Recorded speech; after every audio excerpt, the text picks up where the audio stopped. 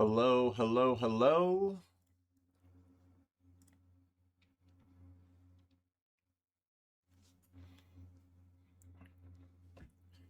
All right, everybody. Welcome to the third Creator Clash. Tonight we have a pretty cool theme. Obviously, I feel like all of ours have been pretty cool up to this point, but this one we all got, I would say, relatively unique, but not like super underpowered creature types. And we are playing decks showcasing those creature types. We did have a couple stipulations. No Plague Engineer type effects for the decks. Um, no, no like throwing in one creature of this type. You had to have at least 16 creatures of that type, or you had to have like something that could produce tokens for that, like specific. So mine, for example, was soldiers, so I would have needed to have something that produces like actual soldier tokens. Changelings were allowed, but they don't count towards your 16 total. The same thing with the tokens. And then outside of that, it's just VV restrictions like normal. So the actual event will start at 7. Um, we're doing 4 rounds because we actually have, I think, 14 players for it tonight, which is pretty cool. So I'm going to go through the deck lists. Ideally, 14 deck lists, 25 minutes from now. Gives like not even 2 minutes per deck. So I'm going to go through mine real quick because we'll be watching it the most. So biggest thing I wanted to do was abuse Permanent Captain to try to put in some more expensive cost soldiers. One thing I did with mine is every creature in my deck is a soldier.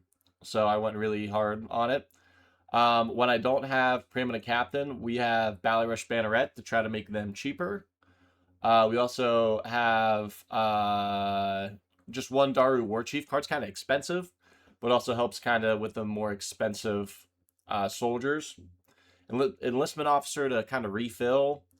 But a lot of 6-drops to drop in. Obviously, the biggest one is Captain of the Watch, but Champions of Minas Tirith, Eagle of Deliverance, Rescue Retriever.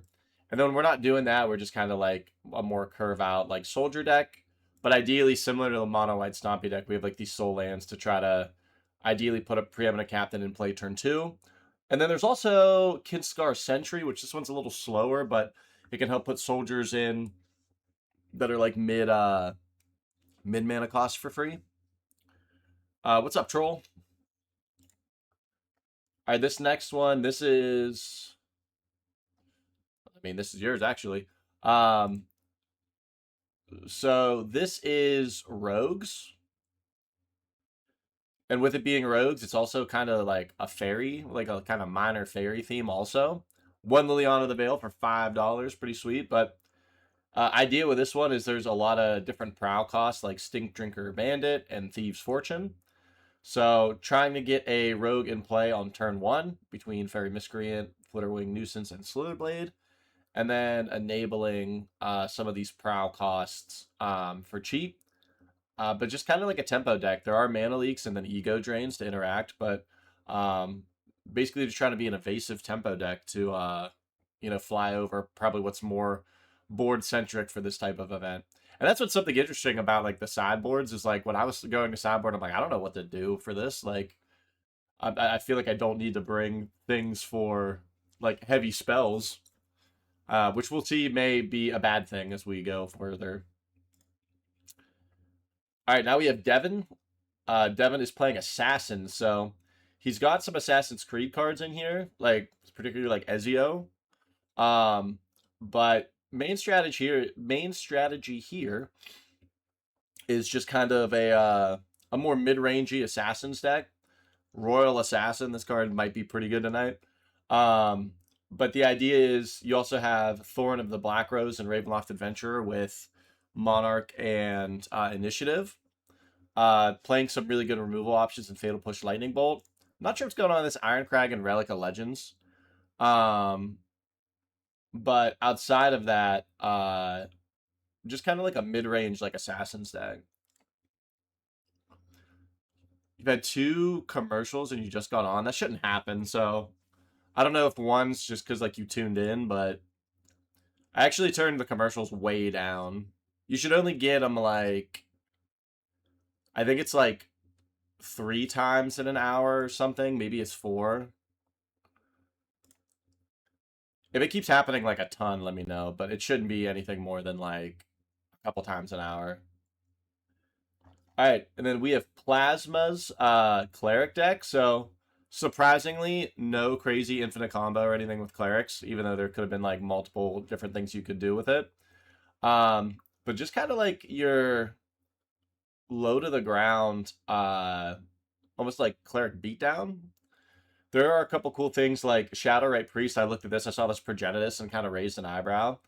But it's because you can Shadowrite Priest, sacrifice one of your clerics, and find your Progenitus, put it in play. So this might be pretty good tonight. And this thing's just a Lord also, so as you're beating down, if it becomes a board stall, then you can just go into Progenitus. This Order of the Stars also looks like it might be brutal. It's going to be brutal against us if it happens, because it'll just block us forever. And then still on like 3 Goddess Souls, so it's just like a pretty efficient just black-white mid-range deck, frankly. So pretty sweet there, though. Excited to see it's not just, you know, a combo deck. Next we have Pizza on Dinosaurs. So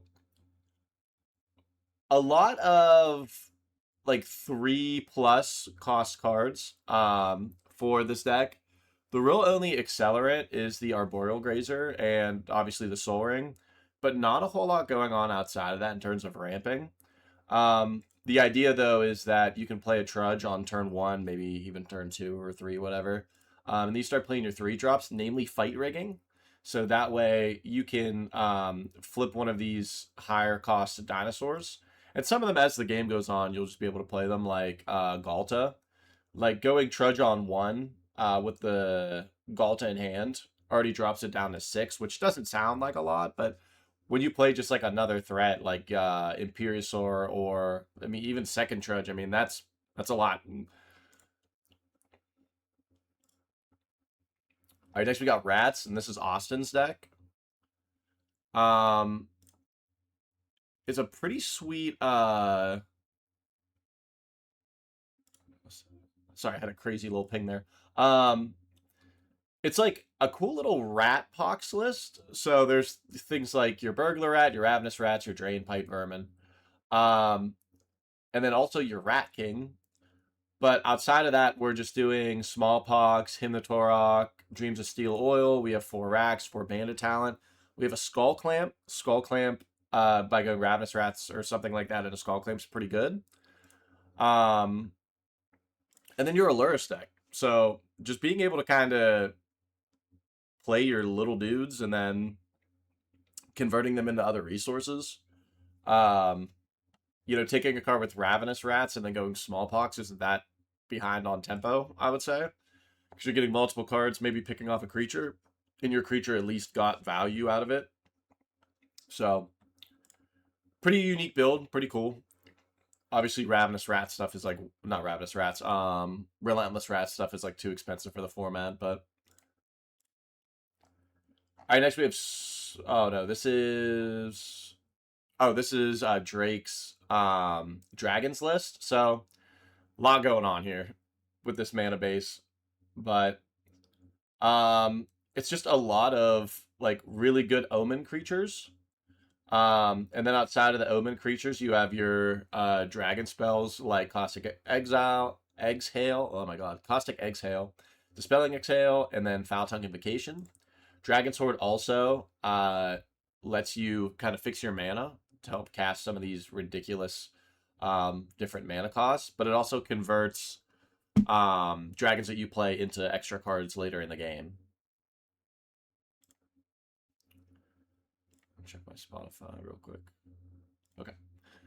All right, next, Boo. Boo. So this is Fork's list. Boo. No, outside of the fact that he's playing post, he's on Myrrh. So Elected to go for like literal dice factory with core tappers also. Um, has the ability with Kinsmith to tutor up core tapper, Battlesphere, or Silvermer. The Surge Conductor proliferates and puts additional counters on these artifacts. But it's just kind of like actual Dice Factory, so just kind of playing a blue posty mid range, plan to ramp out some artifacts and then do some cool things with them. So next we have Servo on dwarves.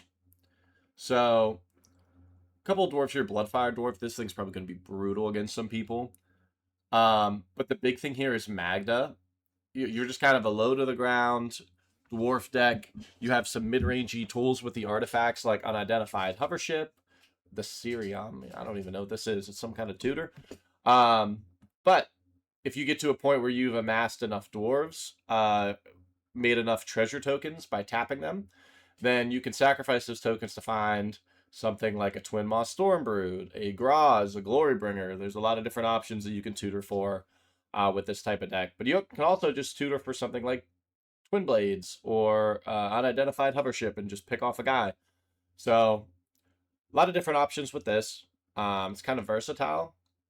Curious to see how it kind of runs. It is pretty low to the ground outside of your tutor effects. All right, next we have Doot. Doot is playing Shamans. So biggest thing here, 3 Harmonic Prodigy. So he's looking to double his triggers from just whatever he has, right? Something like Burning Tree Emissary is like netting 2 mana. Elvish Visionary is drawing 2 cards. Fanatic Amogus is doubling your gut triggers. Pick up 2 cards. Rage Forger putting 2 counters on your guys and then pinging twice. So a lot of this deck I feel like is carried by the Harmonic Prodigy. But even still, you're just kind of like red-green beats. I think the most, I mean, you have Ignoble Hierarch. I think that's the most challenging part is like you don't have too much to do in the early game before turn 2, but you have a lot of 2s. So on the play, definitely a lot faster. On the draw, I think it'll depend on some of the other decks that you're playing against. But I think a lot of the decks, for the most part, give you a lot of time, at least for what we've seen. Pretty excited for this one. So this is Duncan's deck, and it's Lizards. So I don't even know where to start, but there's just so many cool lizards in this deck. And a lot of them it's just incidental damage, Hired Claw Scorch Spitter. And that's why the Sawhorn Nemesis, even though it's not a lizard, it's gonna double the pings from like Hired Claw Scorch Spitter and just be a lot of damage. So this is just our burn deck for the night. This is gonna be the one that's gonna be doing the oh, your deck is cool, but can it beat lizards? In the sideboard for the dwarf deck, I am a dwarf and I'm digging a portable hole. All right, let's look at the enemy for the night. This is Heidel's. Heidel said, oh, we could play Kindred decks. I'm going to play Cascade. So if you guys follow the channel or have been watching on Twitch, you guys might remember we actually played a deck almost exactly like this. That was literally just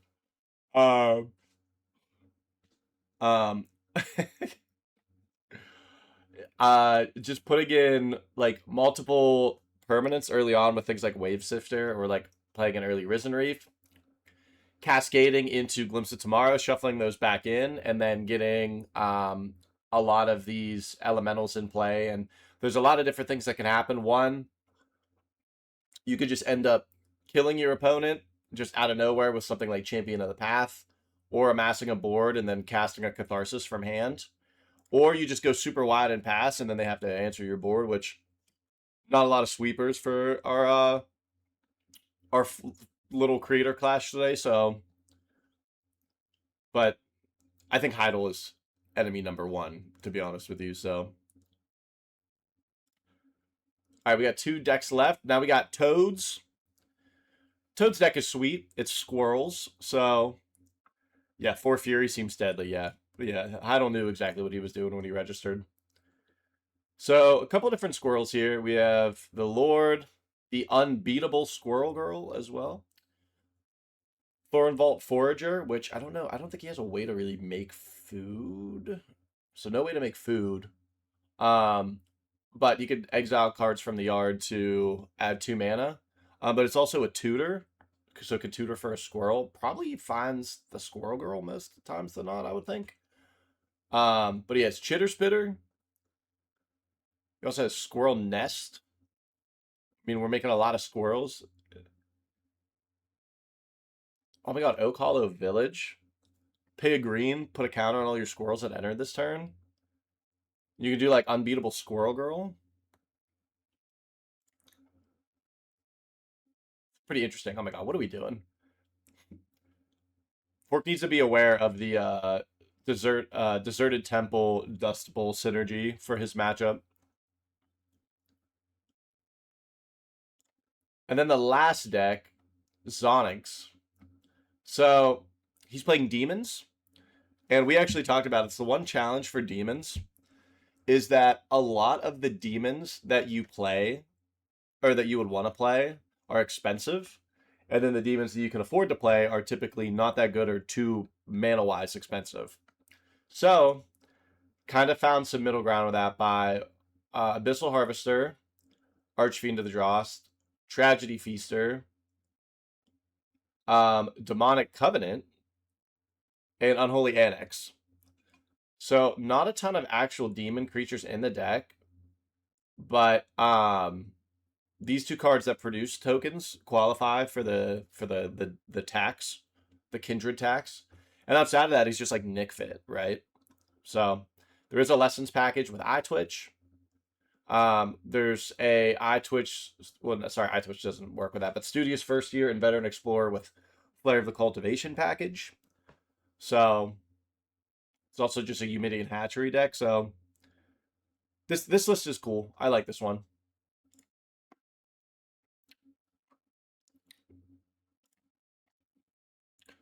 So what do we think? What do we think about the decks?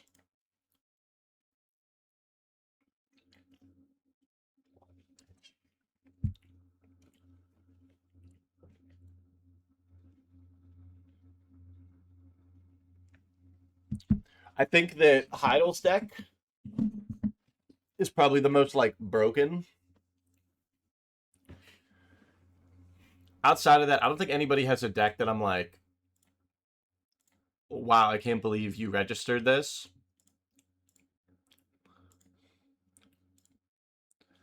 I think Dude's deck might be really strong. Just because like Prodigy stuff is really insane. I want to watch it. We're never going to get to watch this unless we play it, but I really want to watch this deck because like to me it just looks like curve out aggro. And I don't know. I'm a big fan. Decks out for Harambe, hell yeah.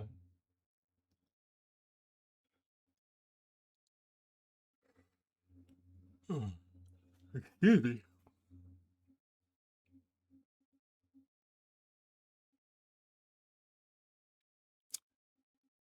Yeah, I'm a big fan of this one. This is probably my favorite one.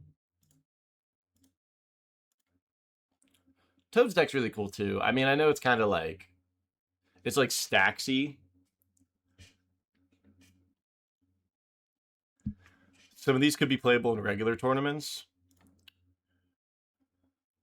Yeah, I mean, candidly, my list is literally just like the mono white Stompy list. I literally was like, all right. I was like, all right, take this, duplicate, add soldiers to it, start taking things out that aren't soldiers. What was the consensus on yours? The consensus on is your problem because of this. Outside of it, everything else is very cool. But this makes you a police. This makes you a cop.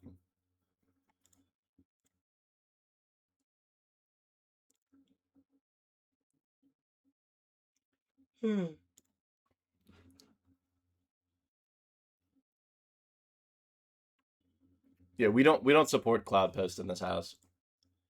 My favorite thing about everybody's sideboard though too is like there's like you can tell there isn't a meta for Creator Clash, but also like specifically that like no one knows what they want a board for. So it's like Heidel's got like just his generic like, oh, these are Cascade cards, but it's like Leyline of Sanctity. It's like, what are you doing, brother? What do you think is what do you think is gonna happen to you?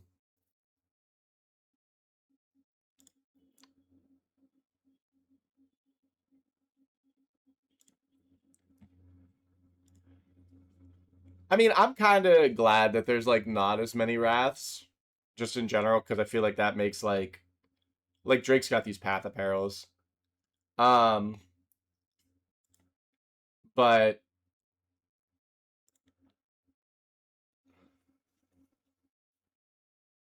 you try to make a Karn board work. Karn board would have been sweet. Yeah, it's like four shifting Ceratops. Like I don't even know if anybody like.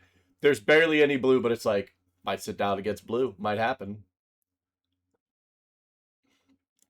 The lesson package, like if your deck was playing lessons, it was actually easier for you to build a sideboard because you're like, oh, this is a good sideboard card. This is a good lesson. Like these are all good things to like wish for. I did look at Devin's sideboard when I was at the gym earlier, and I was like, okay, like this is like a pretty good spread. Like he's got Anger of the Gods and stuff. You probably just like slow it down and be like a true mid range deck. This was my favorite one though. I just was just like four Dragon's Claw. He's like, I don't know who's playing red, but it's gonna be me that I gotta sit down against them.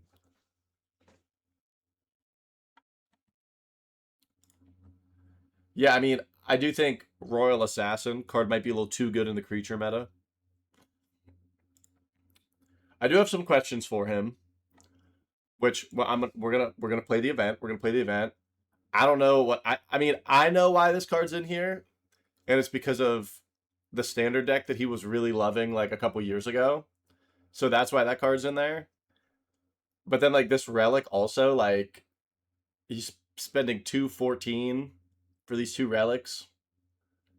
It's like I don't really think you need them.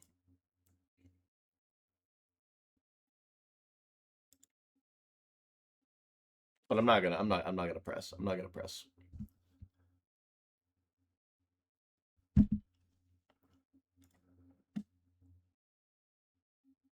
I think Viper's list is really good too. Like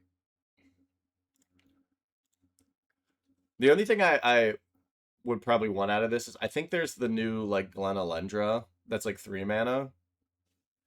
And I know that we're like mainly creature based,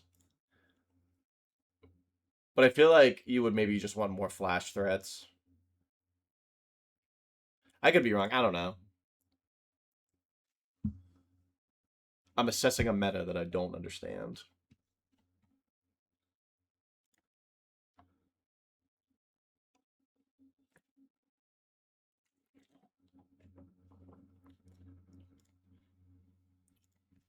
So we're actually going to start, I think, any minute here. I think we're just waiting. One person didn't actually use the the bot that we use to register. So I think we're just validating that, making sure that that works.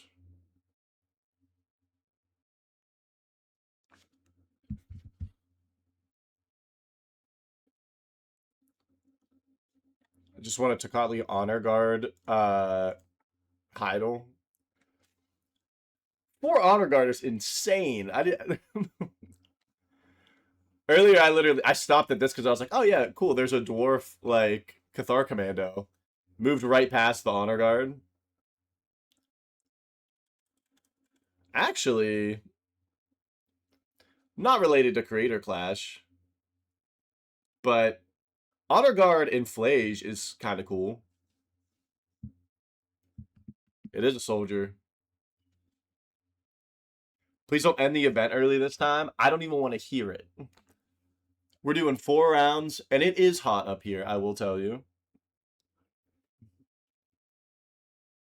Yeah, honestly, I thought about that though. I was like, um, and you know what it was too? I was even messaging the other mods. I was like, can anybody find this like poll for like the 5 rounds? Because when everyone started talking about Discord messages, like I didn't have it. I didn't have that message. I scrolled the whole way up to like start of event, and I'm like, I don't know where these messages are. So I just didn't have like I just couldn't view it. I did not have that message.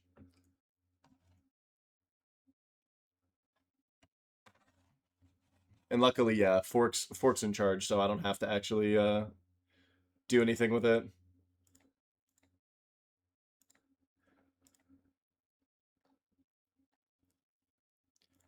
Yeah, I would honestly be a little interested in like Honor Guard.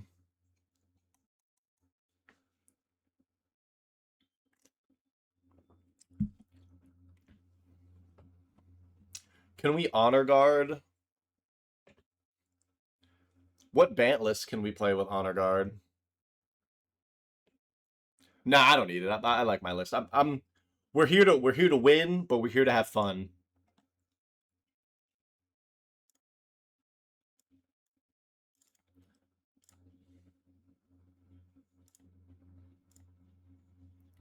Yeah, I'm like I want to do. Here's my thing. I have that Bring the Light list, and I've got Flacius and Uras in it now because now I'm like, oh, maybe I'll be all right. Josh, thanks for the follow. Because if you're doing that anyway, like if I'm playing like Honor Guard, maybe I'm also a dress down deck. I don't know. All right, who do we got round one? Oh, we got Toad.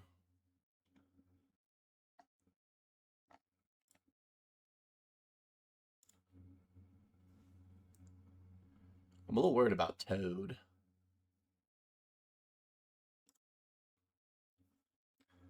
Toad's like Staxy, so I think we gotta get things out fast. On the play, turn two, Preeminent Captain. Not turn two, but we do have a good curve.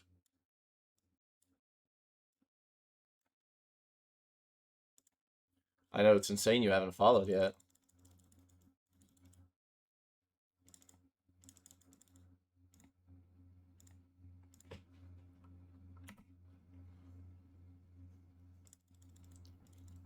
Leave us alone. It's Sapseed Forest. He's gonna outgain our damage.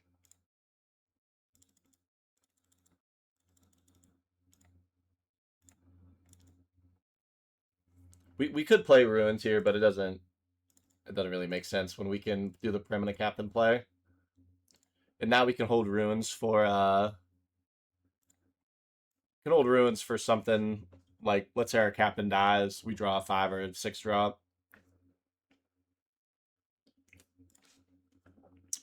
Our opponent has amassed a 2/2.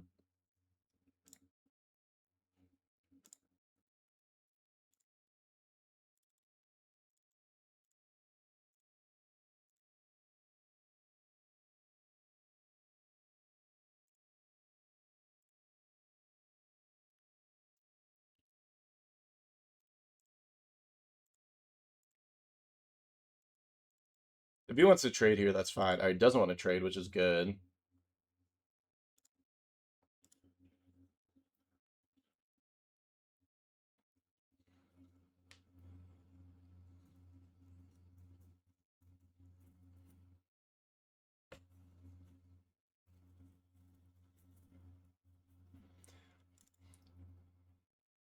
All right, Chitter Spitter. So we're going to have a good turn here.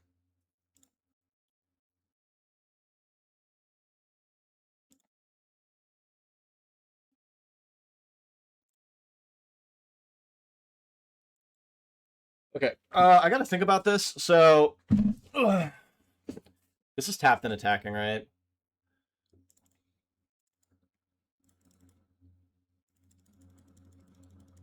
We could swords.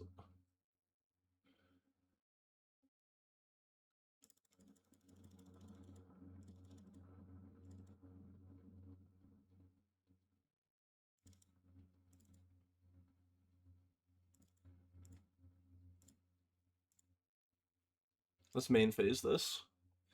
So we'll make him spend the mana and then Chitter Spitter. Yep.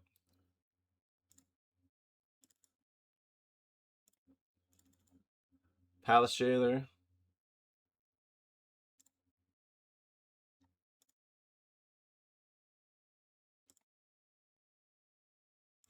Go to combat.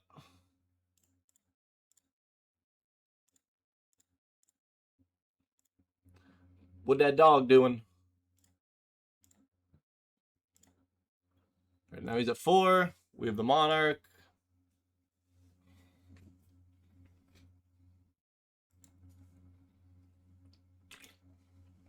He's mono green. We know he doesn't have any sweepers. We got there. All right. I like Cathar Commando here. He does have some like artifact stuff. I like Maul because I think he's gonna gum up the board. Lay down arms isn't very good. I don't think we need Thalia. No Firewalker. Dude, Firewalker's actually good against lizards. He's not a graveyard deck. This card's going to be kind of mid because there wasn't really a whole lot of graveyard stuff going on. I put it in the sideboard just in case. And we don't want Dryad Milladin. So what do we not want here?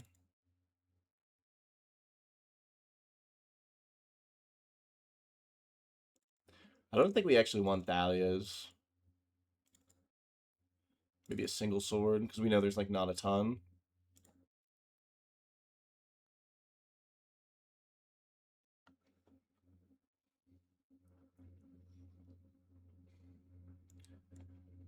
Okay, Soaring start. I mean, come on. I mean, come on. Come on.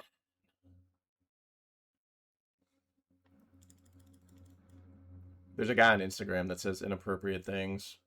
And he talks to people, he goes, come on. Come on. Oh, turn 1 Soaring, huh? Must be nice.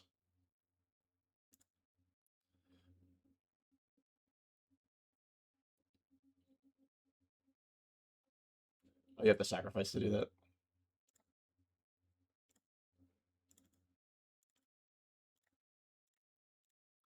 I can also do that.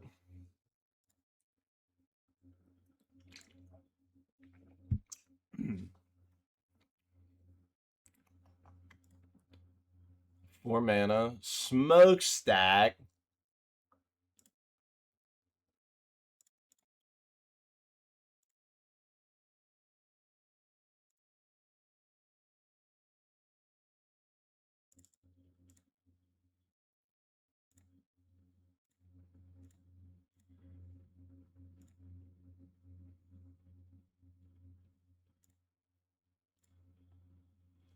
All right, so we had an answer for the smokestack, which was good. Which is probably really good too, because since there was a mulligan and his start was like Soaring World Map, might have been like more in on the smokestack's plan. Yep. He's trying to go wider than me, cuz. By the way, Eagles on the north, Bird Soldier.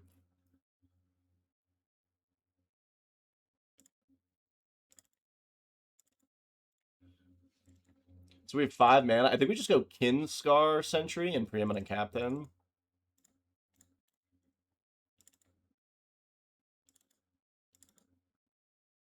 No cards in hand. Then we have 2 first strikers. We're just innately good against like the board because a lot of our soldiers have first strike.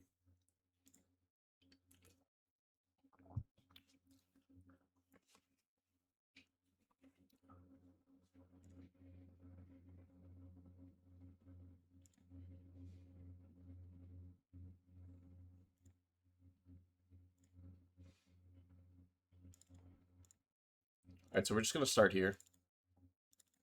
We'll see what we pick up first because it makes it easier for us to know what we're gonna like put into play.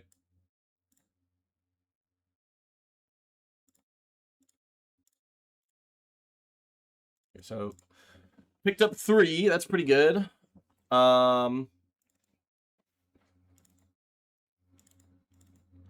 We could put this Eagle of the Norths in play. Could like attack with both.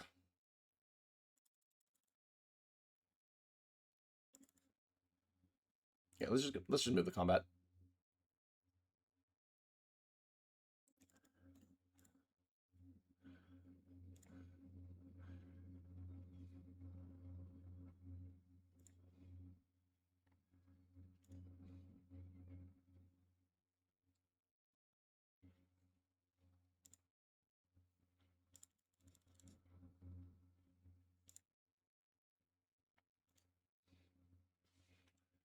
Gonna grow the board a little bit.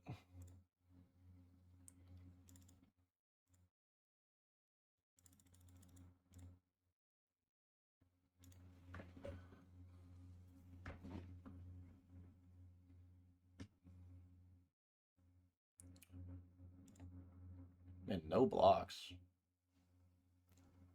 So he goes to 8, and then we can actually just pass because we have Commando or Swords.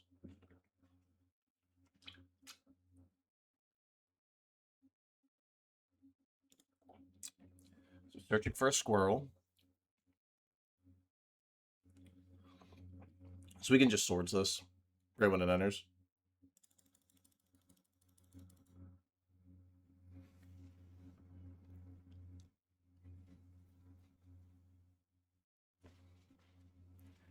I think that it might be...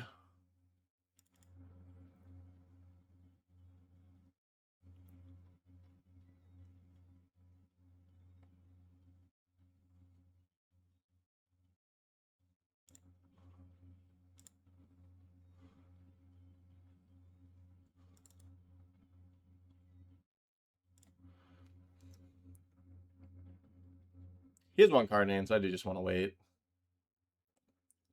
In case it's some BS, because we can actually flash in Cathar Commando here. Untap a forest. Sure.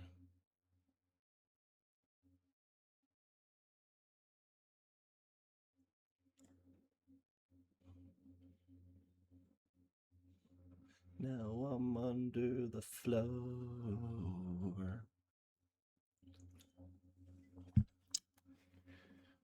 Luckily, you don't have mana.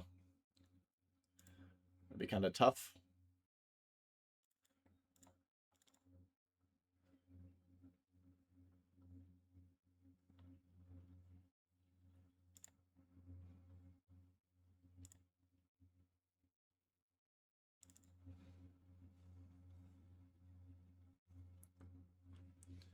What's up, Kyle? Yeah, doing a little rosy action. I don't think we have lethal, just slightly. Oh wait, yeah, we do. Yeah, we do. This is a 3/3. You can make this a 5.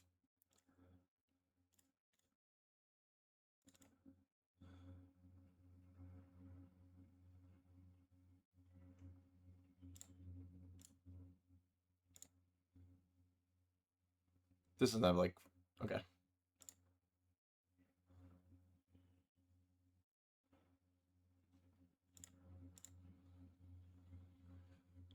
Misty said, "Good luck, have fun." Hello, YouTube. YouTube say hi to Toad. GG's to Toad. All right, where is?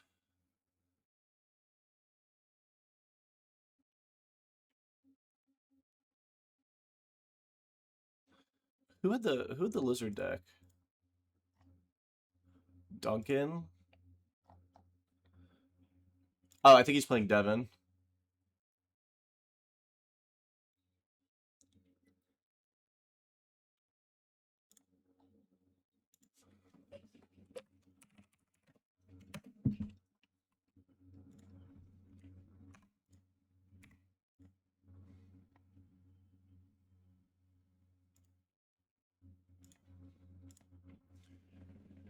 So surprisingly, maybe not surprisingly, that's disingenuous, but Devin's actually ahead, but he does have a lot of removal. Also, our boss seems pretty good. I'm gonna move myself. I think maybe I should just keep myself here. What do you guys think? Think it's a good spot for me?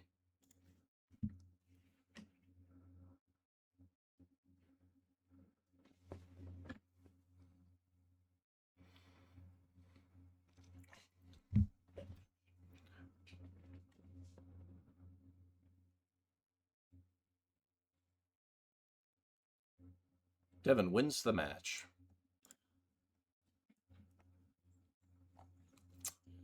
Let's check this match out. Whoa! Whoa! Whoa! Whoa! What is happening here?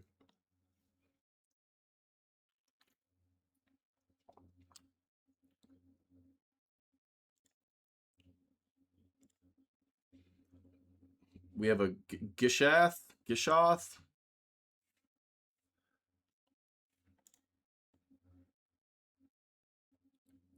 Oh man, that was okay. So we had a fight rigging put in a Gishath. That was pretty good. The match is still going on, but I want to bounce around a little bit. We don't normally get to watch a lot of the other games.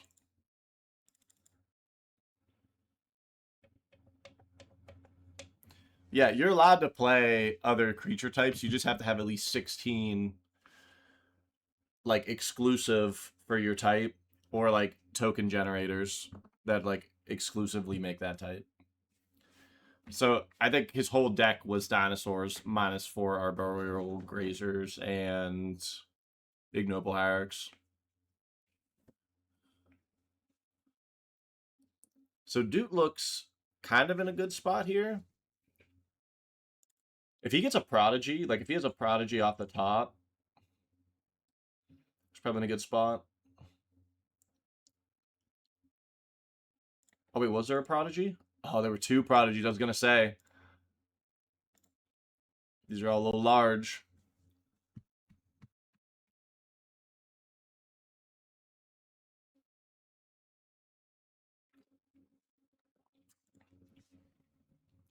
It feels like everyone also like understood the assignment well.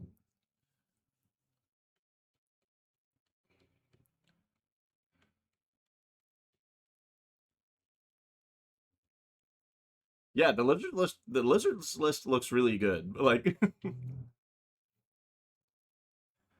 my favorite, like I don't know. It seems like when your scorching spitter can attack or scorch spitter can attack and deal like 3 to 4 damage depending on like the rest of your board state just from the attack trigger.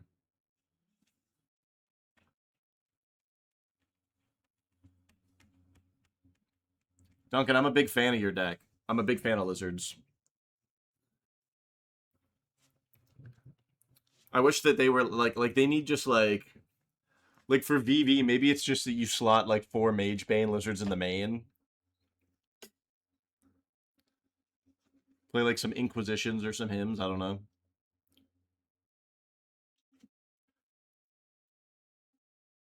A non-game one, that sucks.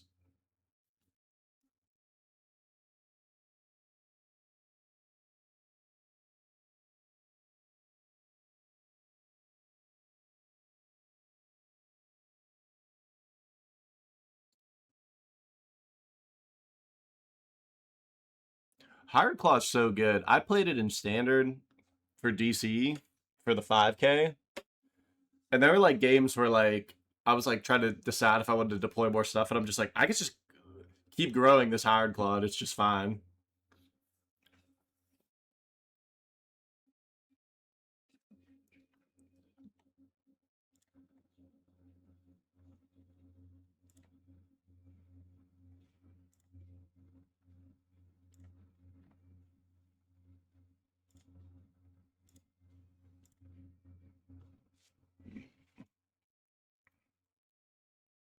Rage Forger's like really, really good when you're ahead on board.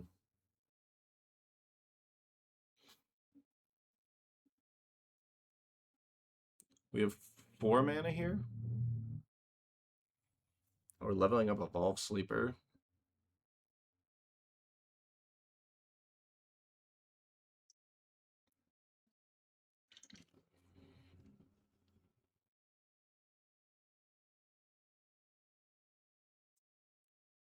Fanatic. This should be lethal then, because the Rage Forger triggers alone will be enough. Yeah.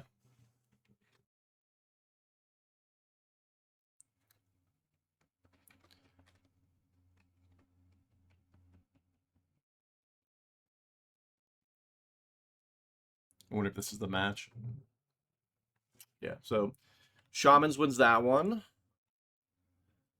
We just got Servo and Drake.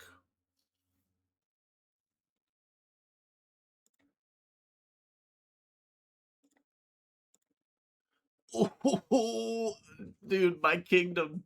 My kingdom, Salumgar the Drifting Death.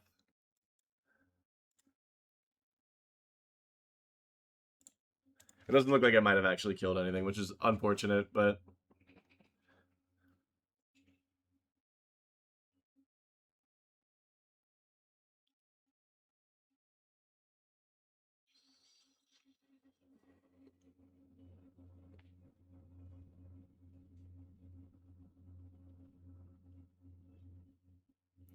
so Drake seems to be like in a good spot. He's lower on cards than Servo in hand, but he has Dragon Sword that translates to 3 more cards. He's also just way ahead on board. If he goes to play anything as blockers currently right now, it's going to get -2/-2 just off attacks, assuming that this isn't a dragon under the manifest.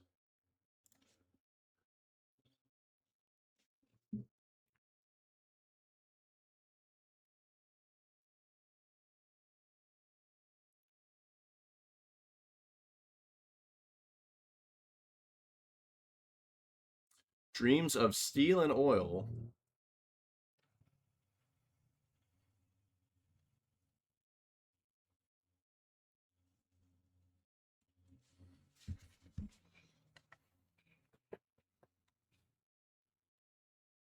Oh, I didn't even realize that hovership was 5 or less. So it actually misses both of these. So that's actually a good bounce then, because it got him the manifest.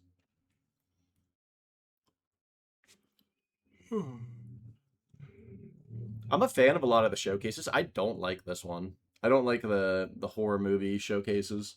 And some of the art from that set was really good on its own.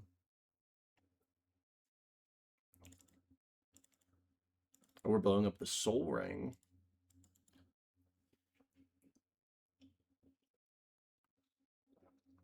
All right, Drake's going to win that match. And I think that's everybody. Or actually, wait a minute.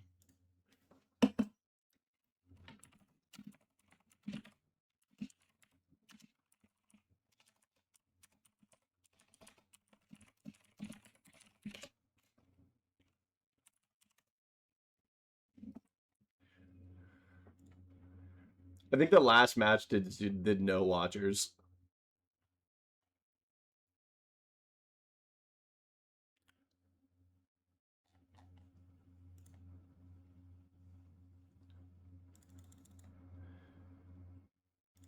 Well, damn, y'all. What do you want to talk about?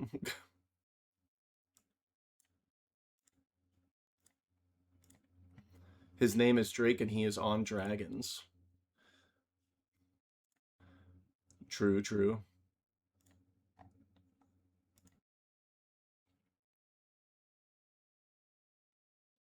Well,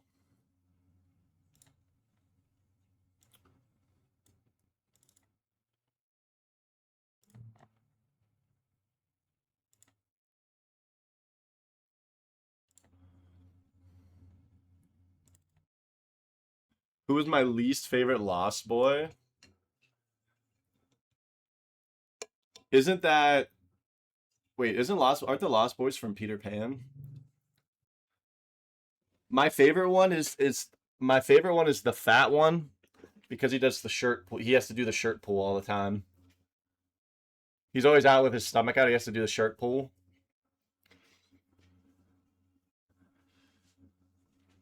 So I love Salumgar. That was literally like my one of my favorite standard win conditions for the longest time.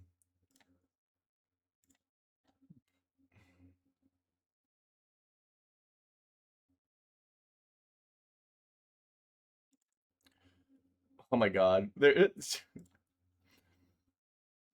All right, you know what we're gonna do? You know what we're gonna do? I have these deck lists open, right? But so the last match just went to game 2 and there's no watchers. So let's look at some things. Let's look at some decks. Some decks I've been working on. We'll chat about these. What is my opinion on brushwag discrimination? I don't even think they're real.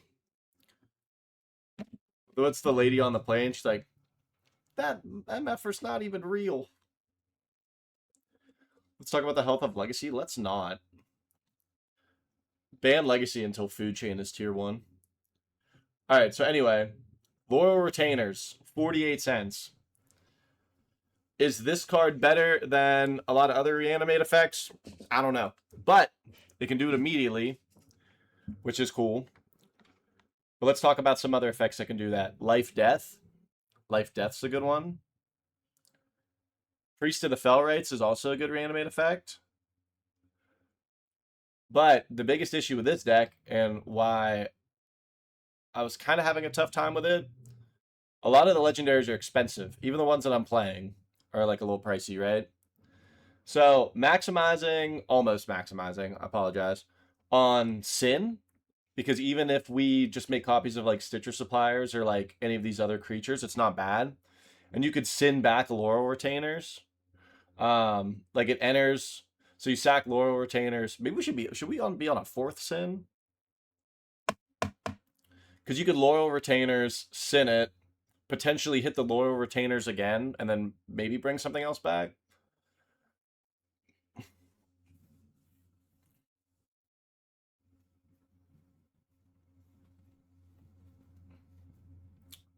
Immediate ad as soon as you start talking about the best dragons. What? What are you talking about? Wait, Sin's not a dragon.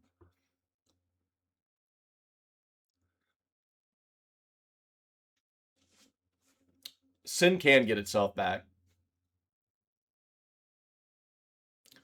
Peak chat on the Discord.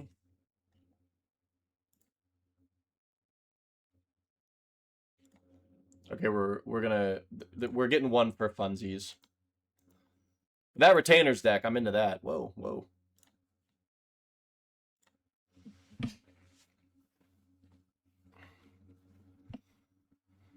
Or we got lizards versus Myrrh.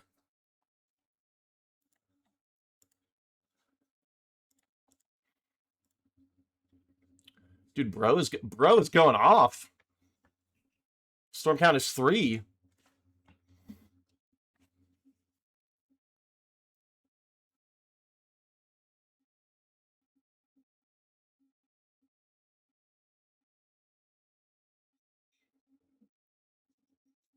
Dude, I don't even have like ads turned on that high.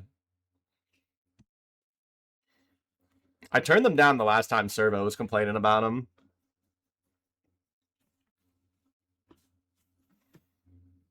And I want to say it's like 15, like it's no more than 15 minutes. It's like 15 or 20 minutes, then it's like an ad.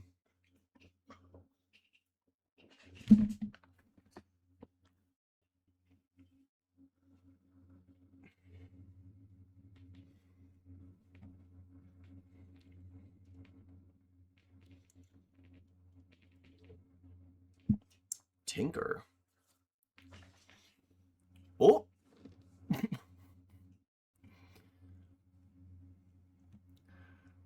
We're talking about people not playing sweepers, and we just totally neglected the fact that there's a battleship in Fork's deck.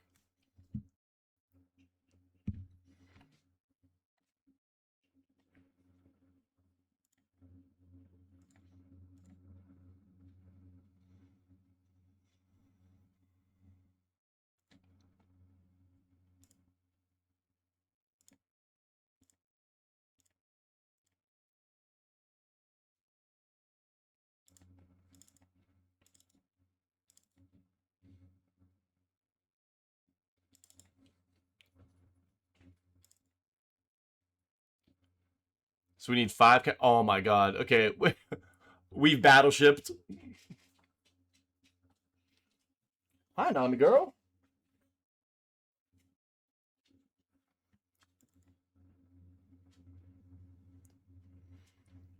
Dude, okay. All right.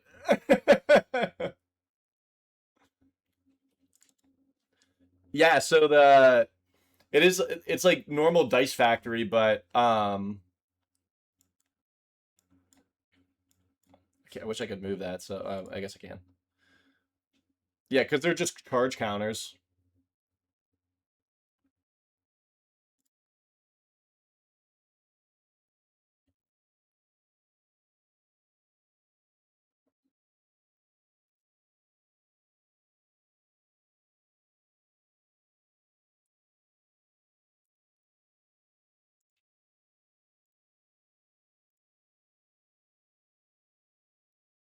Like I said earlier, I think everybody understood the assignment pretty well. Heidel's on. He's on the fence. He's on thin ice. But I feel like everybody else understood the assignment pretty well. I'm not really happy about this. I already said that earlier. But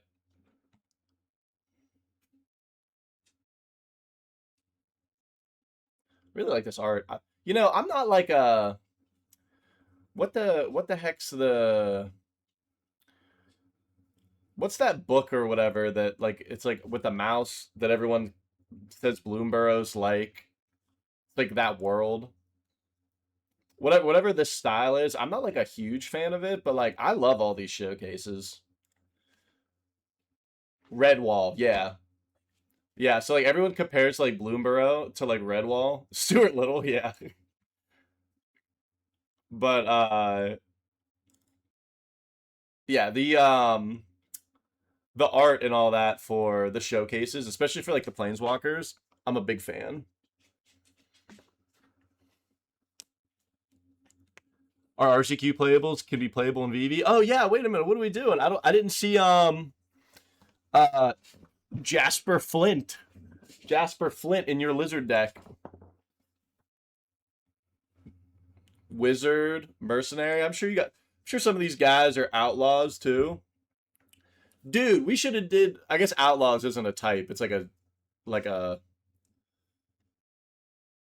we should have done that though.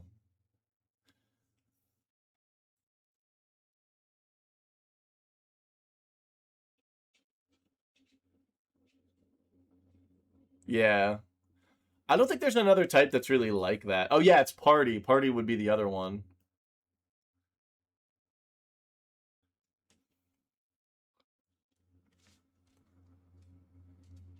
Battle of the type groupings.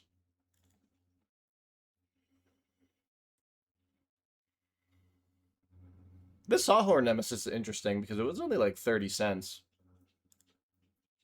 Should have done Giants. Nope.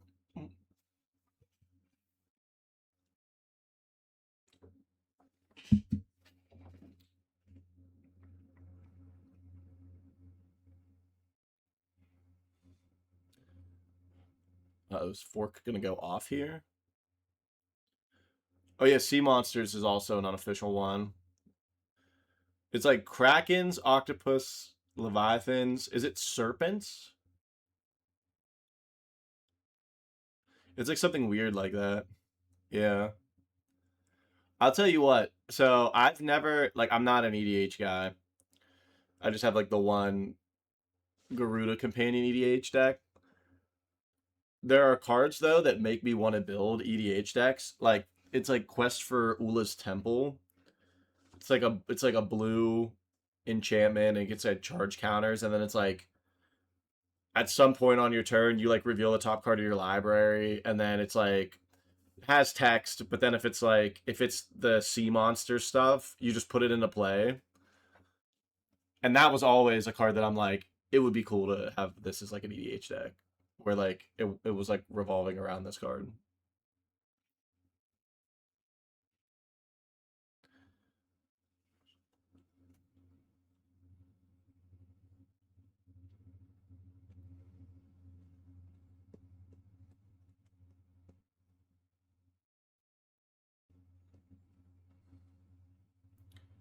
Man, why did Drake should have conceded there? He could have won.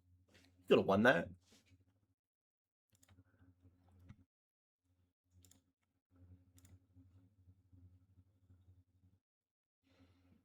Oh, that's what it is. So if there are three or more quest counters on it, you may put one of those from your hand onto the battlefield.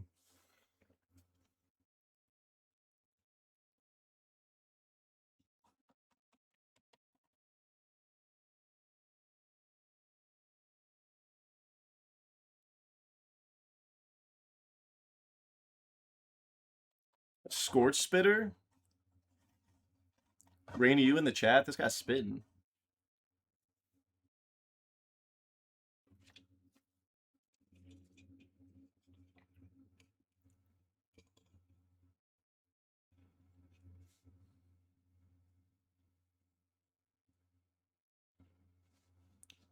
cephalids or octopus? Real talk?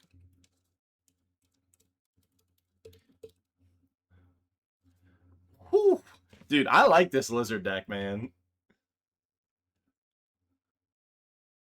I do miss Cavalcade. I tried to make Cavalcade for VV, but it's just obviously not that good.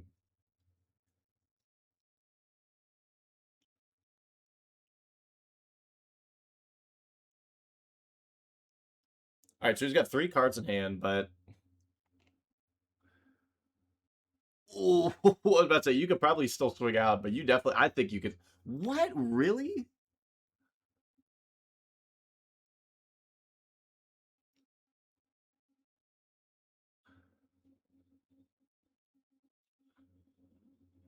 I'm surprised he didn't want to attack there.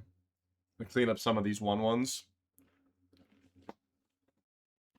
Your Scorch Spitter deals 3 there, takes him to 6.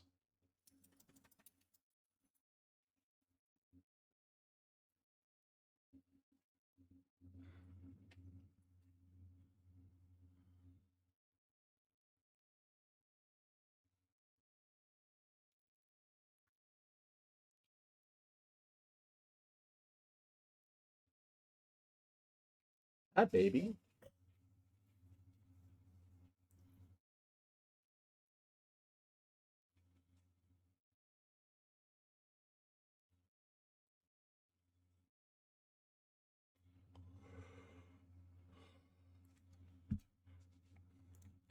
Yeah, I mean, that's a pretty good turn.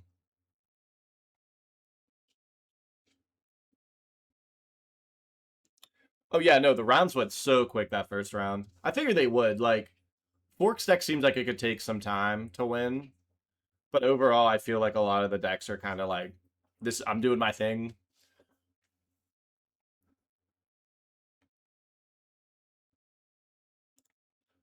Oh, are they done?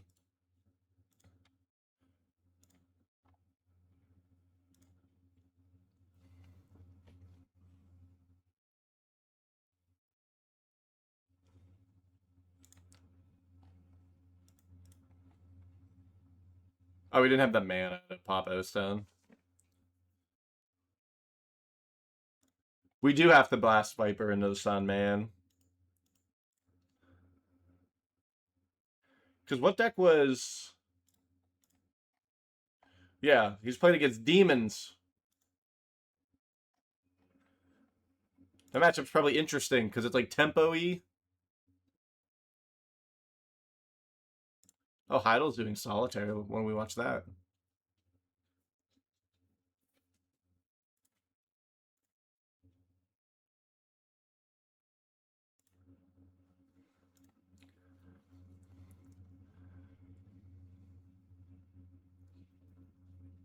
Heidel is goldfishing his monstrosity. Yeah, we have Wave Sister, Wave Sifter, not Wave Sister.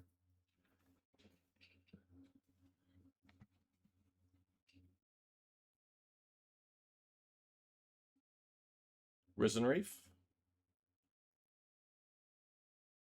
Risen Reef trigger, unclaimed territory, elemental.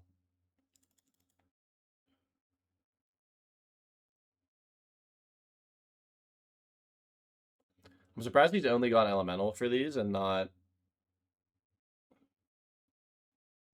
anything for shardless. Double Risen Reef. Ooh. Disgusting.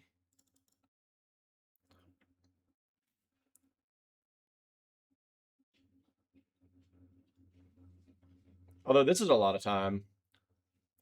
We were curving out pretty crazy earlier. And realistically, if your opponent's on lizards, what are you even doing here? You're getting lizarded. All right, let's check out this glimpse. Oh my god. Oh my god. I think he just has lethal. It'd be 3, 10, 13, 16, 17, 19. Get him out of here. All right, all right, all right, all right, all right, all right.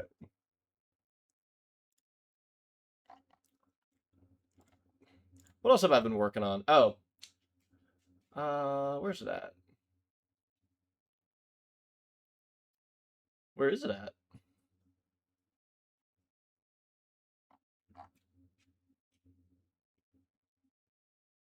Hmm.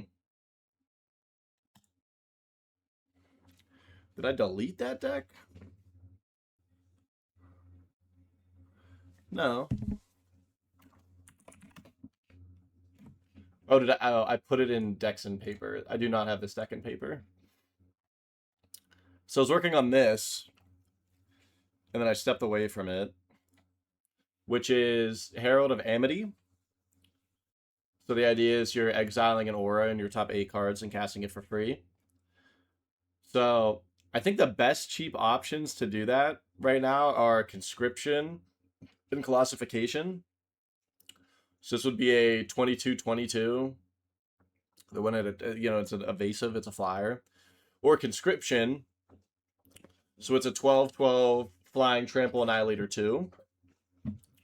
Another option with this deck is Academy Researcher. So on turn 3 you do that, but you have to have the aura in hand. So you can basically do the same thing, make a 22/22 or a 12/12 with trample annihilator 2. And then for my thought with it was that you just kind of be like a blue-white, like kind of not really a tempo deck, but more of like a early game control deck. You're trying to like play similar to how the blue flash decks were. You're like cantripping, countering things. You want to impulse so you can potentially find one of these or one of these. Like if you have Herald, you don't need to impulse for these. Maybe you need to impulse for like permission or a land or something. But if you have researchers in hand, maybe turn 2 you go impulse to find one of these, then land researchers, put it on. I don't know, like it seems soft to discard, but discard hasn't been seeing a ton of play. So maybe it's fine. And then I have some different ideas for the sideboard. Like my thought was post board, you want to try to like avoid like if they have removal, like against the removal decks, you're like less on these. You start boarding in like Curse of Unbinding or Spawning Grounds. Like against the blue white control decks, they only have like 4 creatures max. So you're like mill a lot of your deck, put your creature in. You're on like a 3-turn clock essentially. Or Spawning Grounds where you're just like, I'm gonna make a 5/5 every turn. Like you need to like have an answer for this enchantment. Because enchantment removal isn't like a big thing right now. It's like not something that you really need.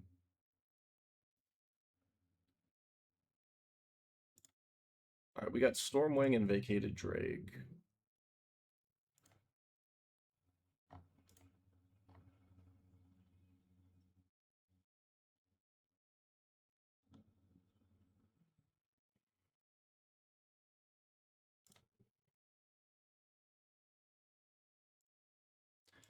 Oh my god, wait, this is just actual value vintage. Um yeah, since Ripfield kind of dropped off, it feels like if they're playing anything, it's like just artifact removal. Which makes sense. Like the only thing I feel like you really want to care about is like Leyline if you're on like discard or burn. There's not a lot of other enchantments I feel like you really care about. You care about like Leyline Rest in Peace if you're a graveyard deck. It's like Hogak's playing like Shredder's Technique and stuff. Ooh, little hasty boys. What turn is this? Turn 3?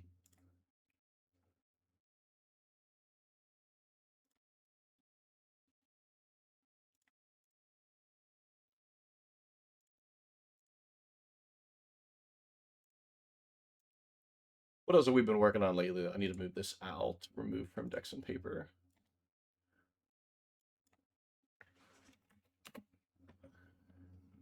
Burning Tablet, we were going to play this, but Tablet of Discovery is like going up. Like this card being $2 is like disgusting.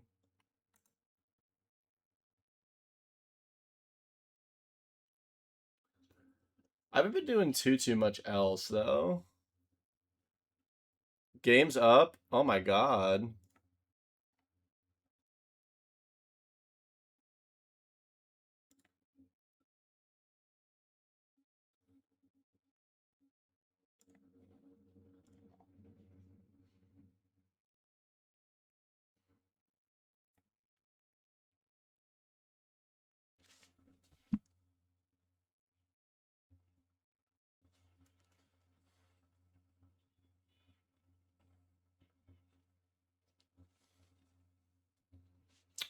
Alright, so we have the Duke into Cecil.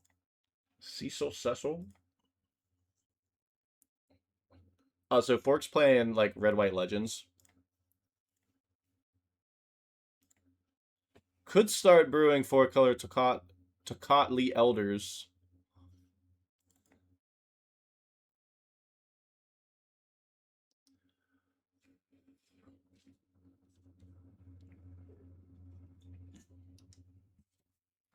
Here's a question. Here's a real question. Because there's also Doorkeeper Thrall works the same way, right? So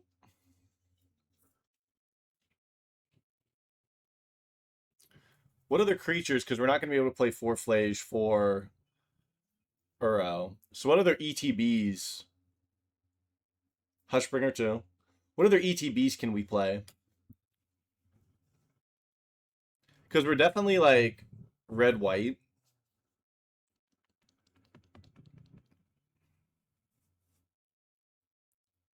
Does Null Drifter work?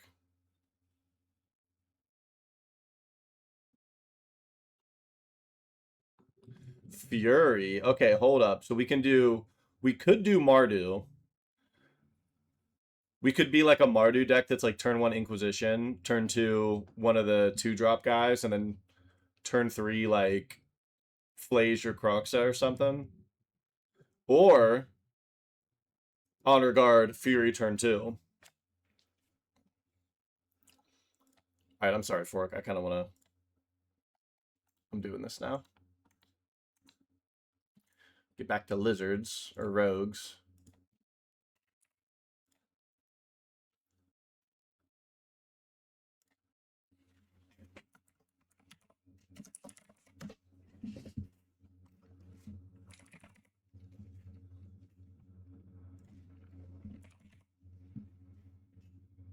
Ooh, Hushbringer's 52 cents. 72 cents. Oh, my apologies.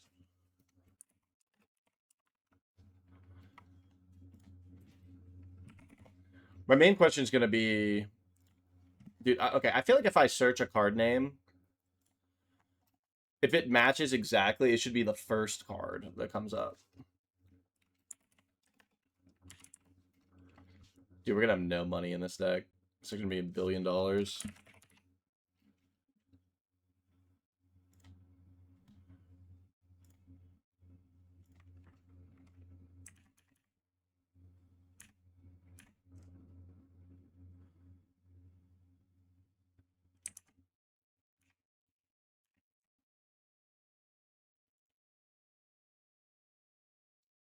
Oh, game's over.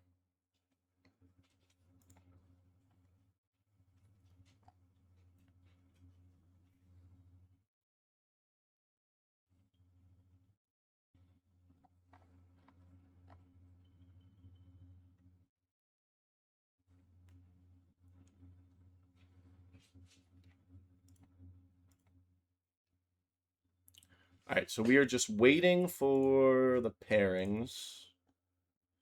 We are playing Duncan.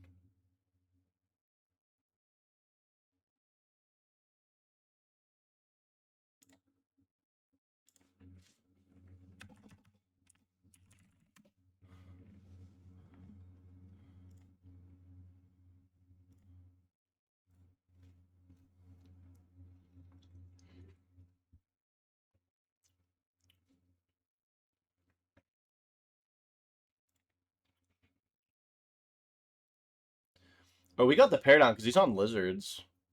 We might get Lizard.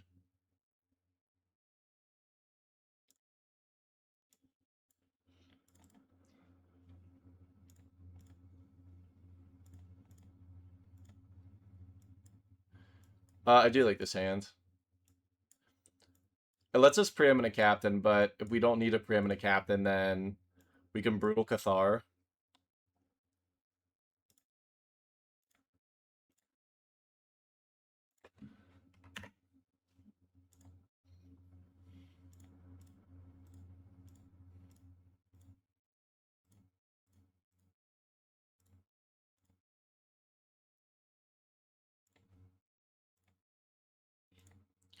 We probably want to deal with that. Oh wait, that's until end of turn, so we probably just want to hit Hired Claw.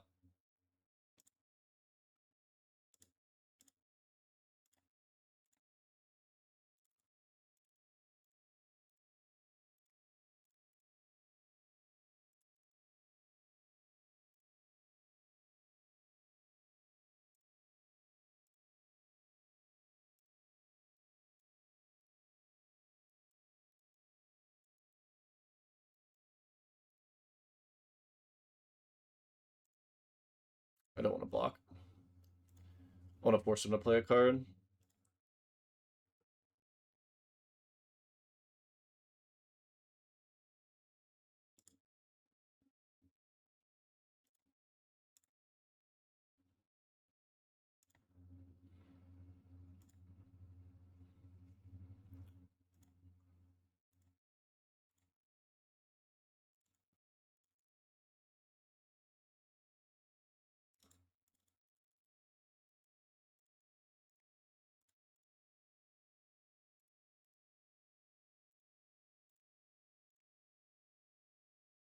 We're just like playing some blockers now.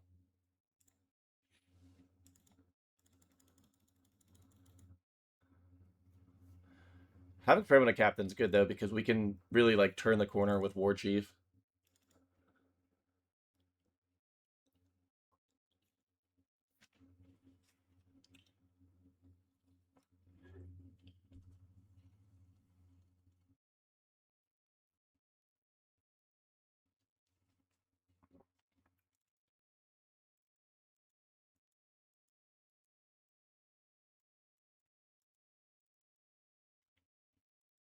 I still shuffle cards in my hand even when they're digital. That's kind of crazy.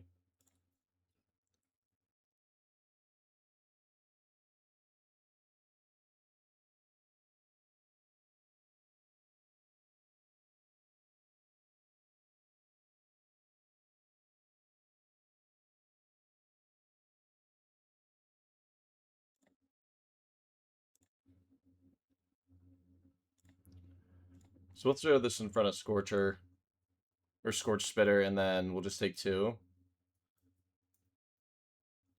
He might have an effect. I'm not sure what it would be. Okay, he just has Bolt. That's fine.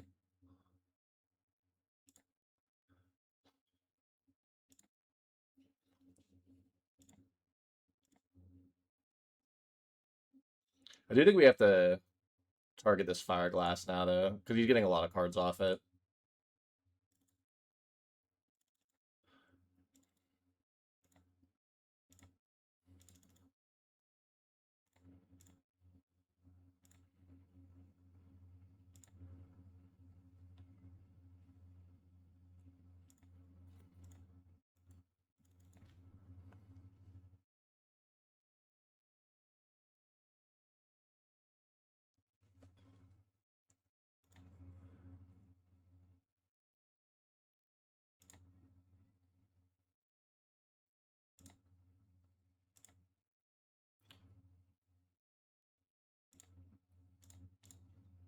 So he's in a trade here. This 2/3 is kind of annoying because we don't really have like a good way to.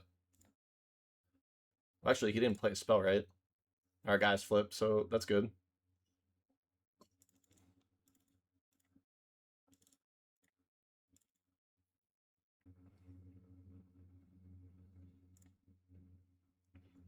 So we'll attack with one of these.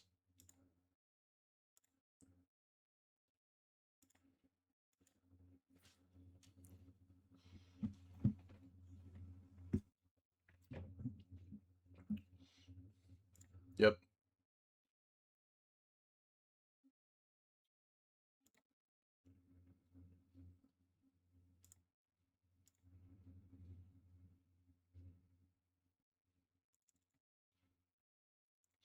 All right, here's the question, because if we play both of these things, well, actually, I guess we don't need to. We can do this.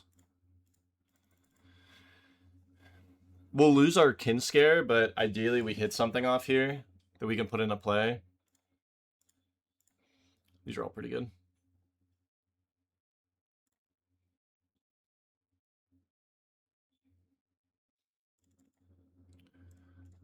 So we can attack with these two. It's not even really worth it because there's the Thalia. He just picks off the Thalia. I think we just do that.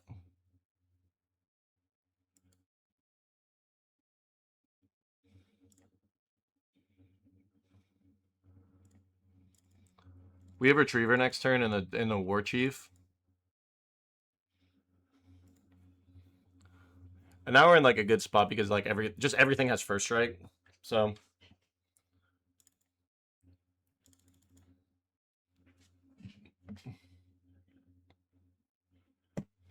right, nice. We got there.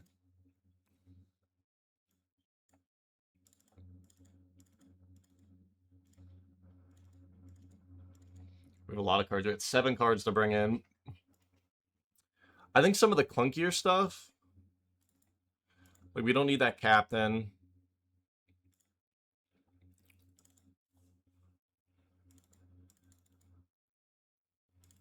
Oh, what do we even bring out? I think maybe these. 5/5 is just big though.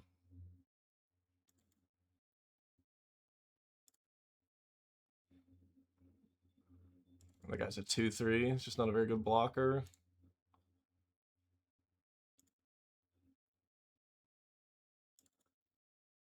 I guess Thalias aren't great, as we learned just talking about it right there. Maybe these sentries aren't great either. I mean, they have lifelink. I mean, the problem that game was he just had like an X3.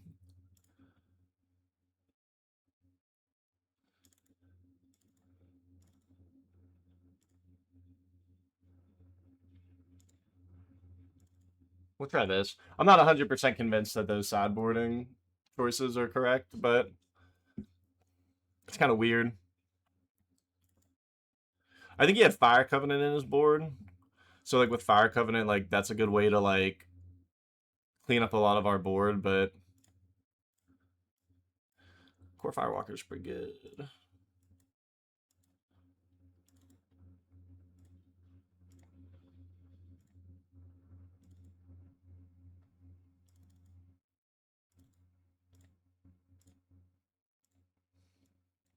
So honestly, we're probably just dumping mana into these recruitment officers. Yep.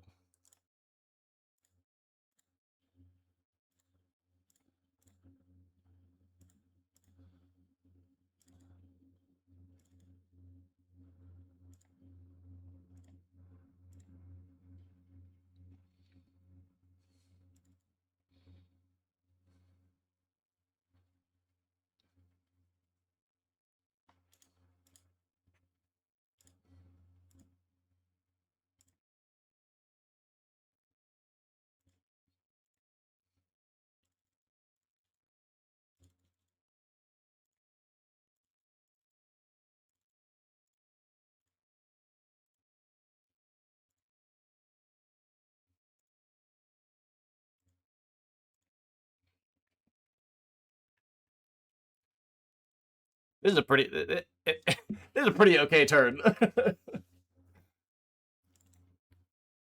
mean, we're gonna put ourselves behind a lot on lands, but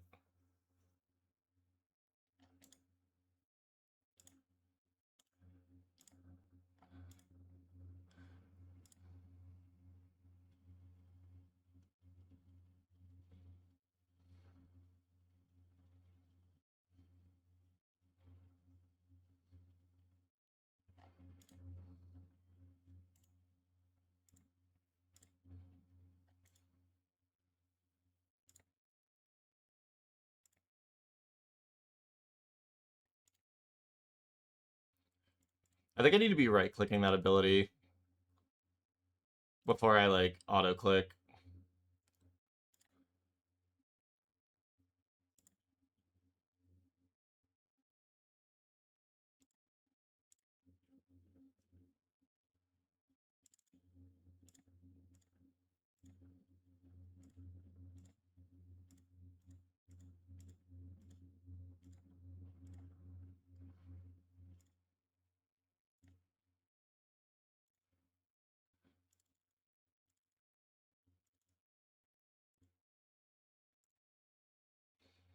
What is this? What is this awful soldier token? What is this Fallout token? It's a Fire Covenant.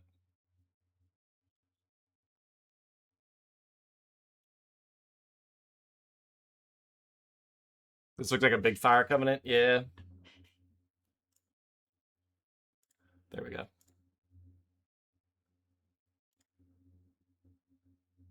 Must be nice to have it all.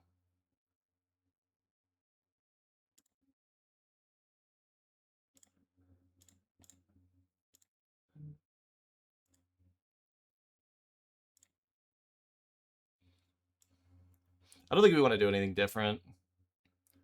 I did kind of like how we boarded there.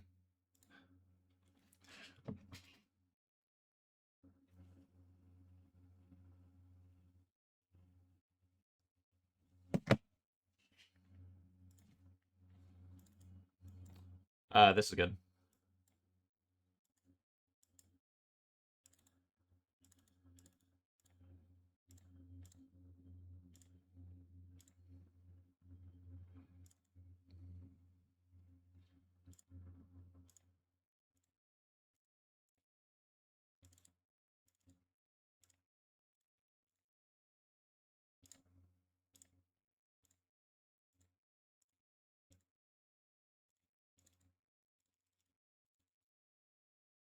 We could use something really good off the top.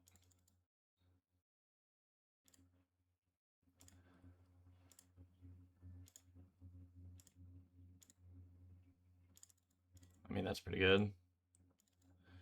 I think we go here.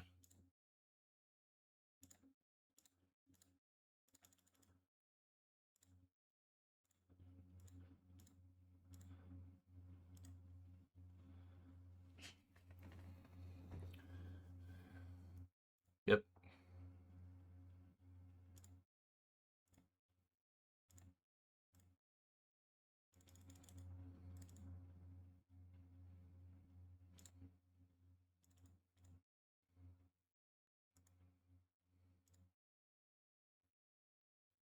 That's rough.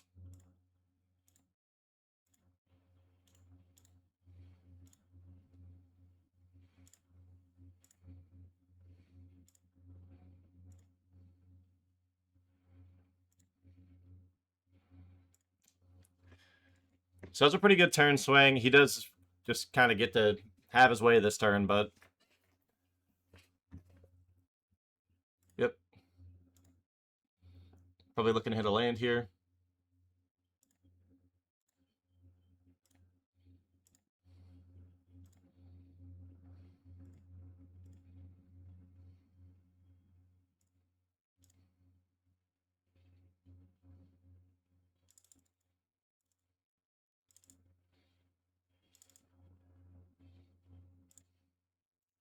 We'll swing out. Put this Firewalker in play. So it's unblockable. Nice got there. We took down the lizards. All right. Devin's deck is kind of sweet, so we'll tune in. Plus, he's playing Dude, who's on Shamans.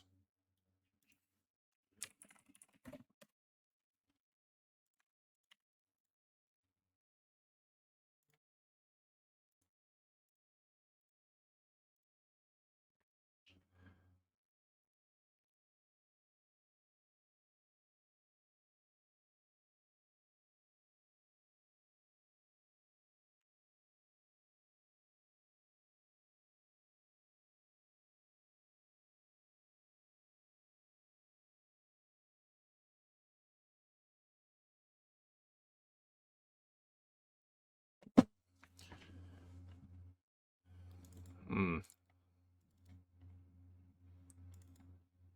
I wonder what happened to Devin in this game. He's only got 2 cards in hand. He's only done Fatal Push and Ruthless Ripper.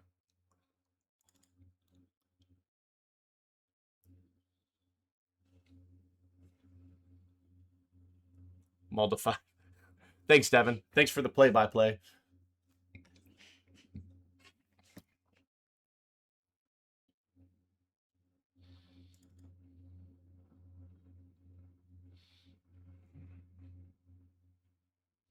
Bolt's like a little too late, which sucks.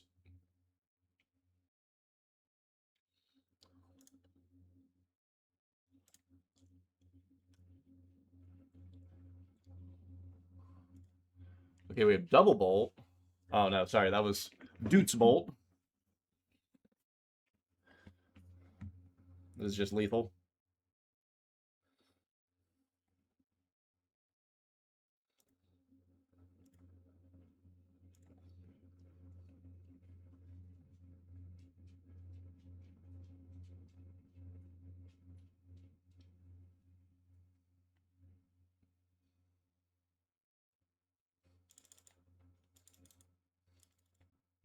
The room is hot, by the way, for anyone who was curious about it.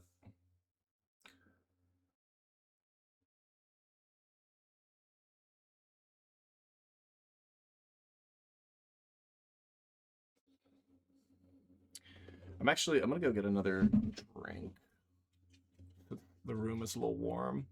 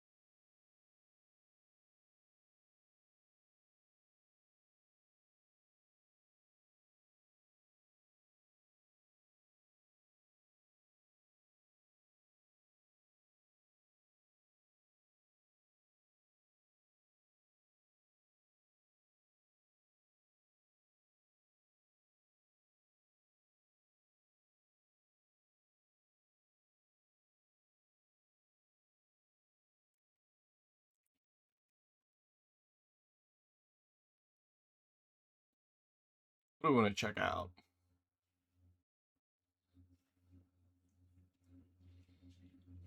Check this one out.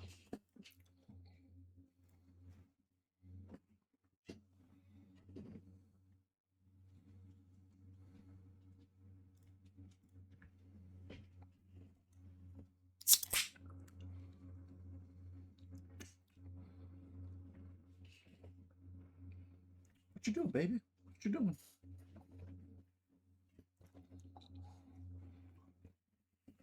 So we've set up Archfiend, Unholy Annex.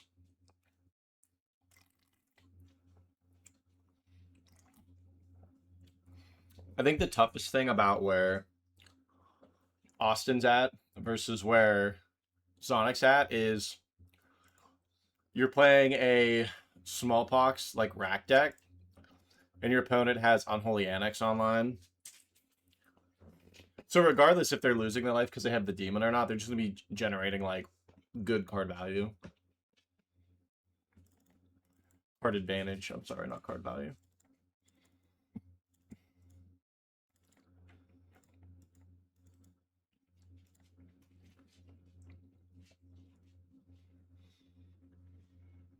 All right, this is level 2.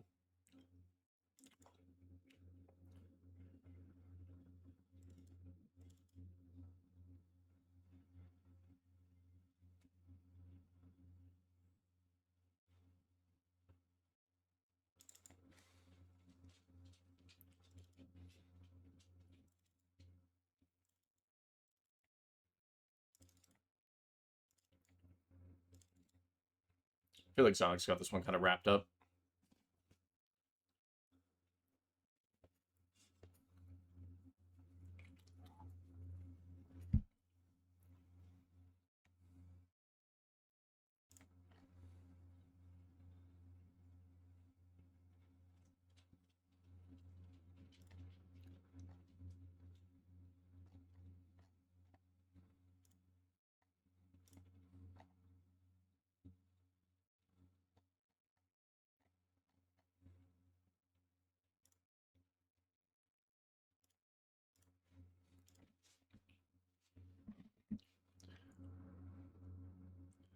We're attacking with Hive.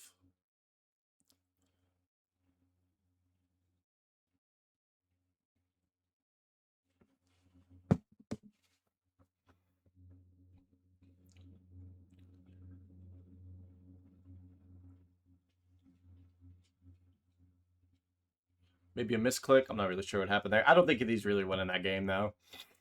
Because he doesn't have a way to block this. Hits him for 1, and then he just loses already to the Unholy Annex. It looks like we just have Plasma versus Servo. Looks like they're boarding. We just got done boarding. I'd imagine that this is game 3. It may not be, though.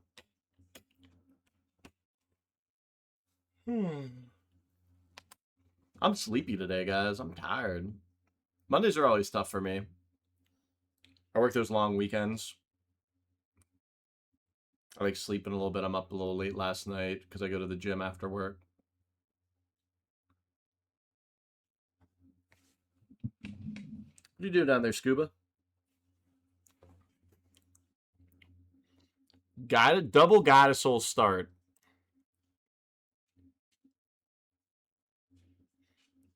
Dude, my Garfield looking ass. I hate Mondays, man.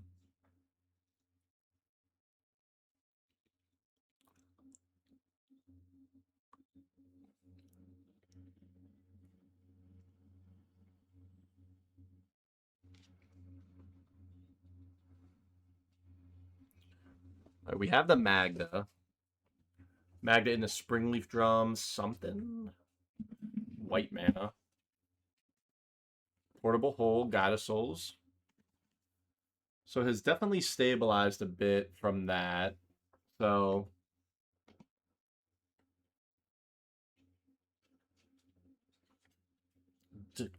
double Portable Hole is pretty good.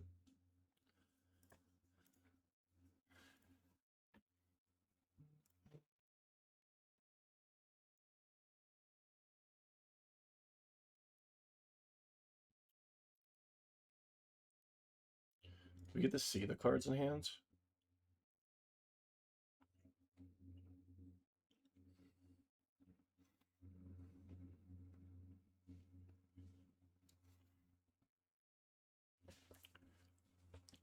I'm telling your wife you said that, Josh.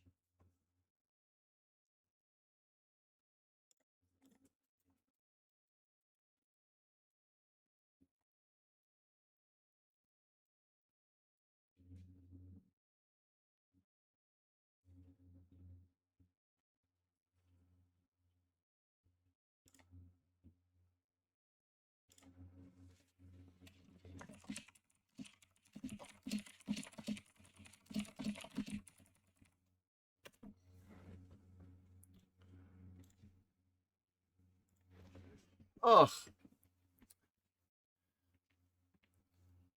Unidentified hover ship. So most likely the card in hand.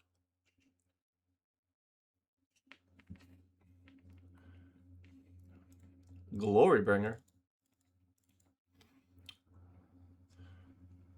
More like Borybringer. Chlorophyll, more like Borophyll.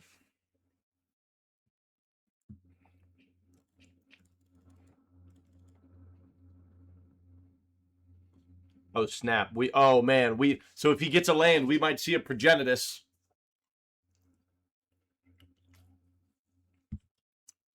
Oh wait, does it get the tap for black? Yeah, it does because it's for abilities too. We want to pray that both these creatures get to live, and that there is a land either in hand or on top of the deck. We want to see Progenitus in play. Do it.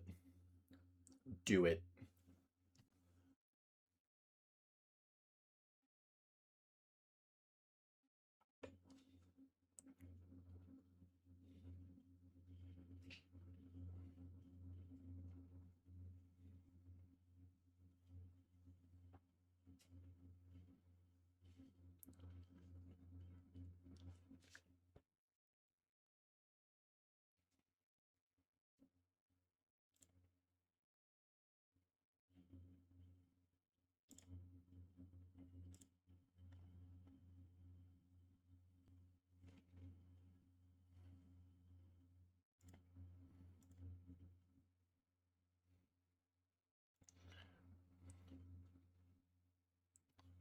Sawblade, so he's got to do it now.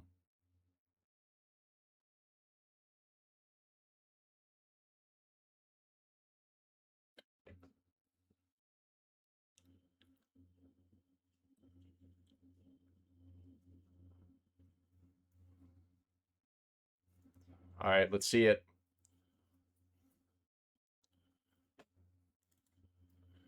My favorite cleric.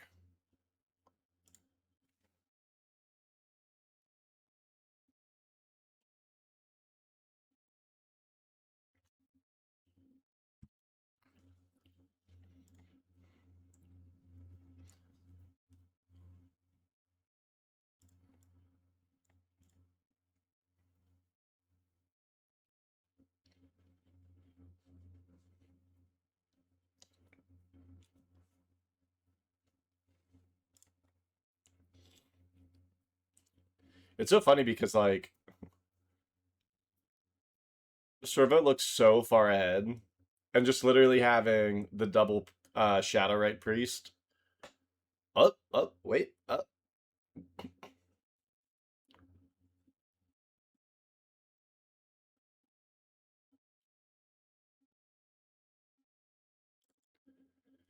There's a 7/5.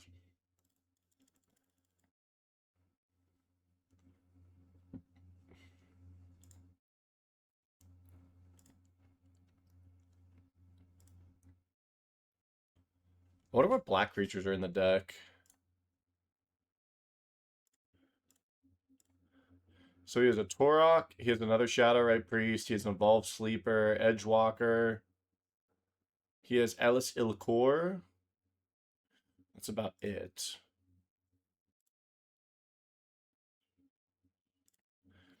I don't know how this Hushbringer deck's gonna exist, by the way. I keep looking at it and it's like everything is $1,000,000.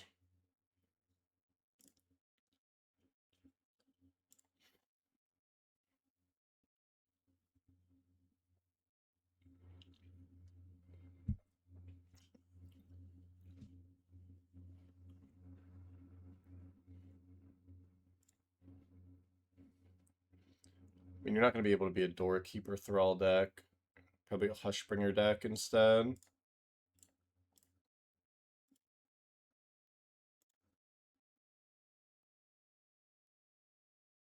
Plasma wins. Progenitus, baby!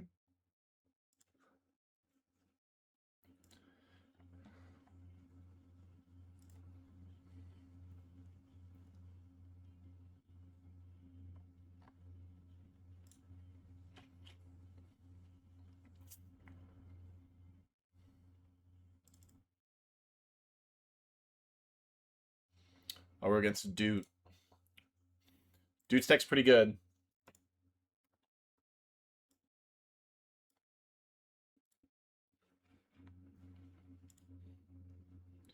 Progenitus is the god I worship. Are you kidding?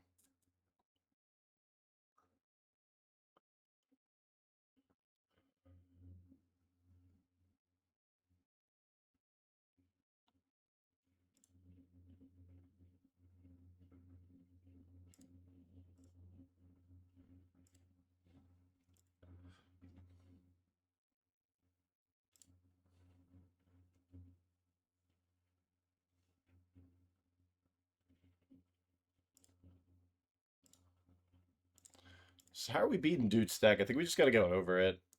I think our entire strategy is just go over what the opponent's doing. I think that's our strategy tonight.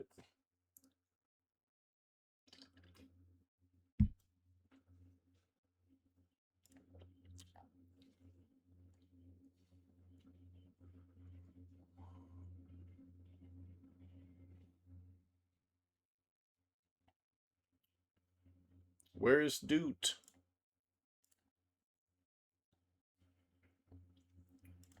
So currently waiting for Dude to make the lobby.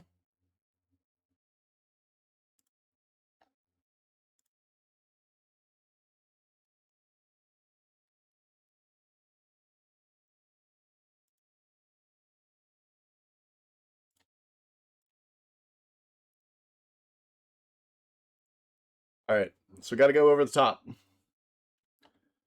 don't think he has that much removal, though, does he?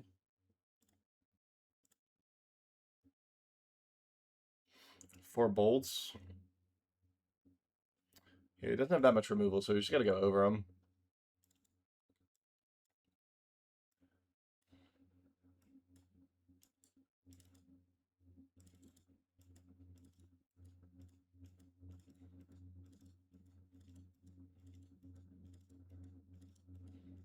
It's a little slow.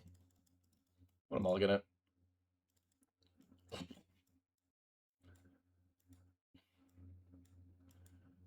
We'll keep. um,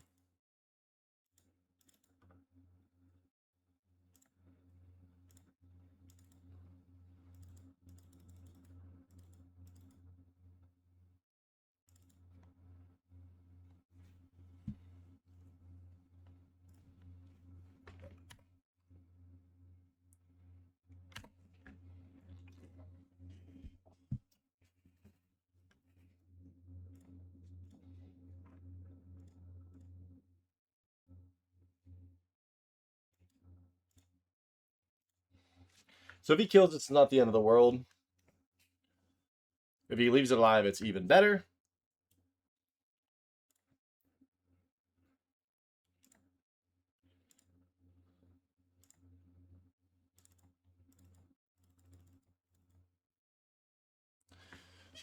I have a headache.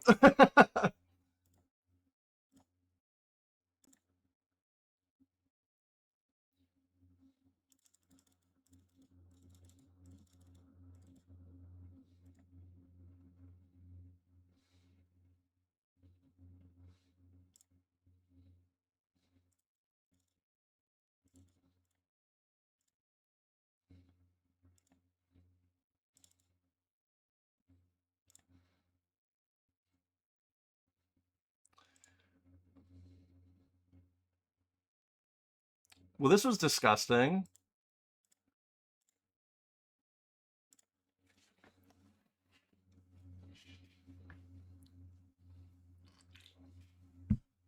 Bolting something. Yep. Not that bad because we still have Sentry that could put something in play, but sure.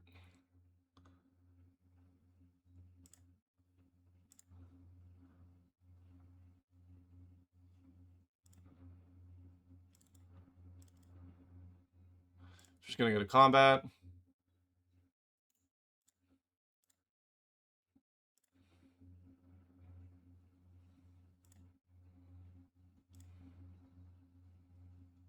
Here I go. And then the nice part about this is If he doesn't have another bolt, then our Brutal Cathars are going to flip. So now there are 3/3s that if he goes to bolt them, he needs to pay 3 life. Nice.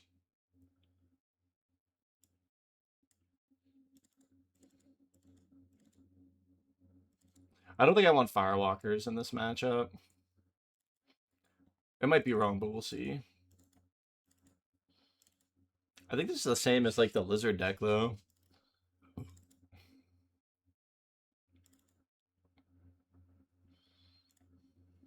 I know Banneret was good there, but like...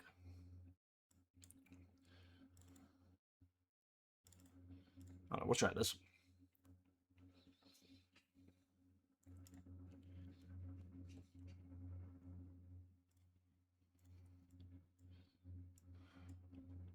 Lay down arms is kind of awkward, but run the draw. Have a lot of ramp.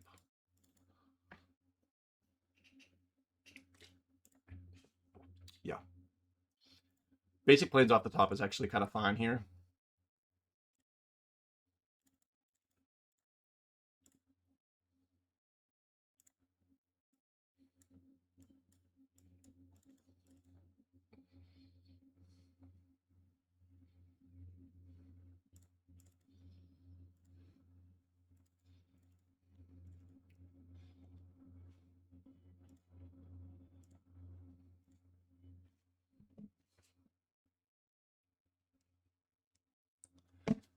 Metallic Mimic, okay.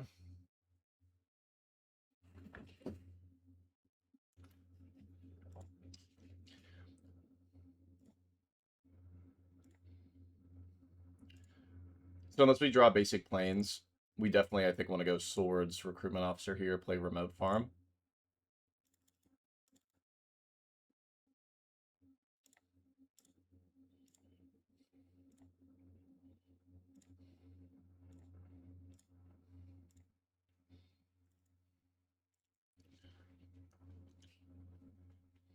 So we have 4 mana next turn, might need to Sword something.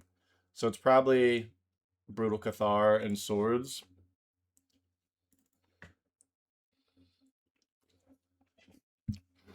Recruitment Officer also gets kind of worse whenever we start with Remote Farms and Runes of Trokar.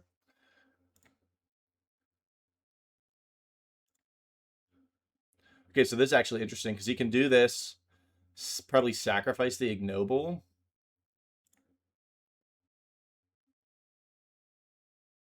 Yeah.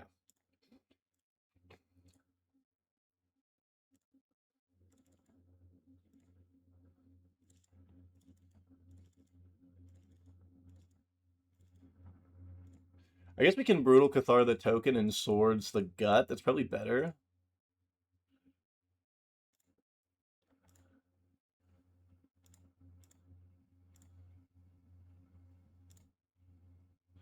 Or actually, yeah, it probably is.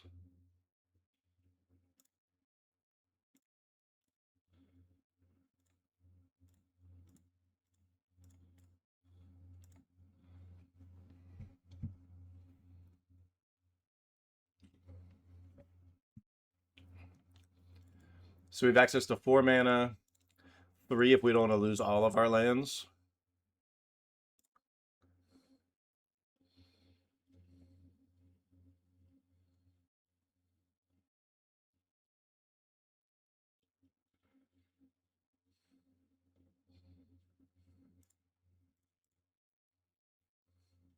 Harmonic Prodigy and Rage Forger, it's a little annoying.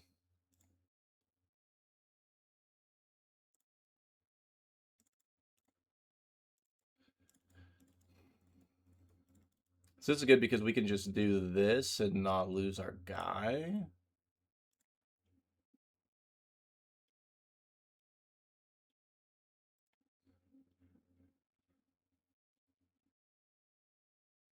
Or lose our land, not our guy. Might have a bolt in hand.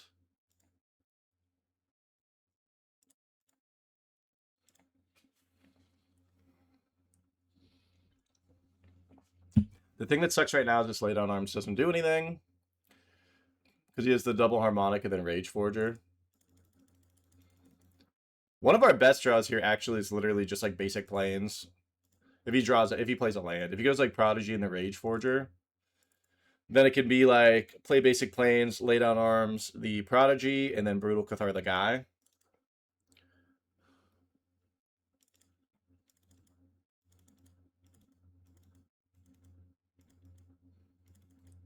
We do need to just start like naturally drawing planes though, because we're in an awkward spot with this lay down arms. And this recruitment officer just doesn't do anything.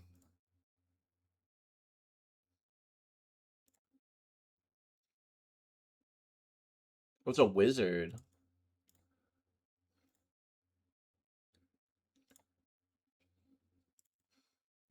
This card is so good.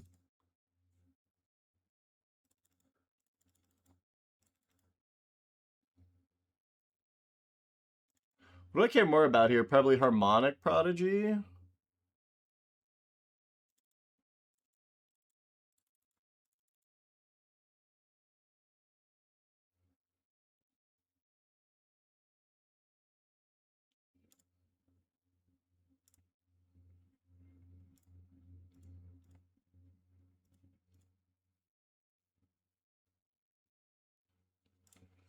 Dude, that's like the second time that's happened.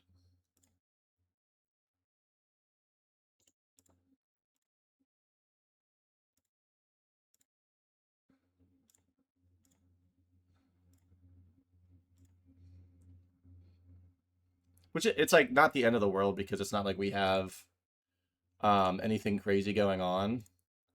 The one nice thing though is these are gonna flip our guys into 3/3s. It's just so funny. That's just like we flip 4 cards. It's just like none of these. So maybe it's not doing worth like kind of going in on recruitment officers.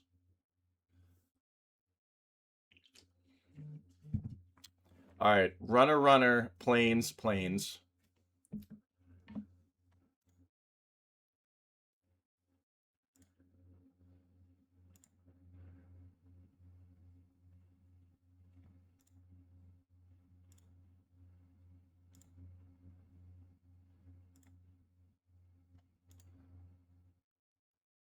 That's probably a mistake.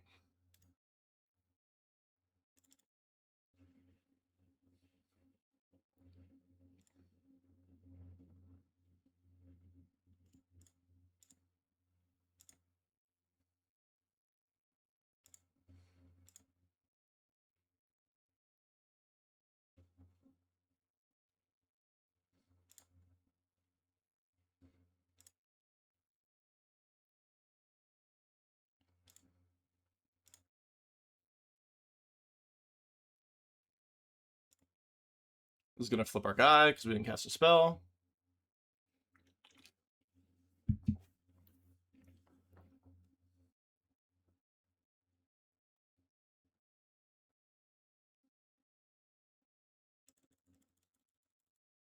Nice, we got there. Let's check on Devin again. I've been really liking Devin's deck.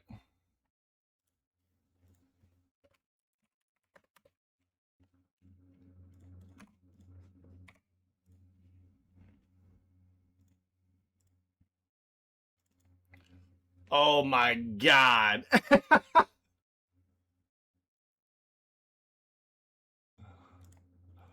Free running Massacre Girl. We tuned in at like the best time. First trigger.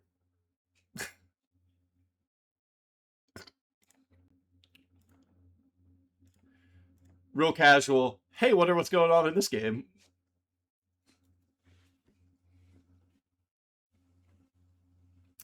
It's the fact that you cast it for free running also.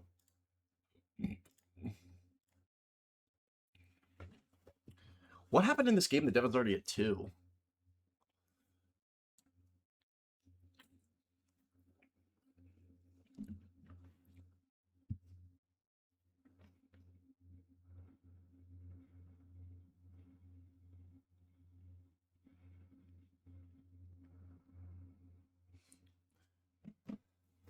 Battle ball for the dome for 9. Oh yeah, because the normal mirror probably tapped for that, right? All right, good. Good. Getting the monarch, getting a monarch token. All right, doing some stuff.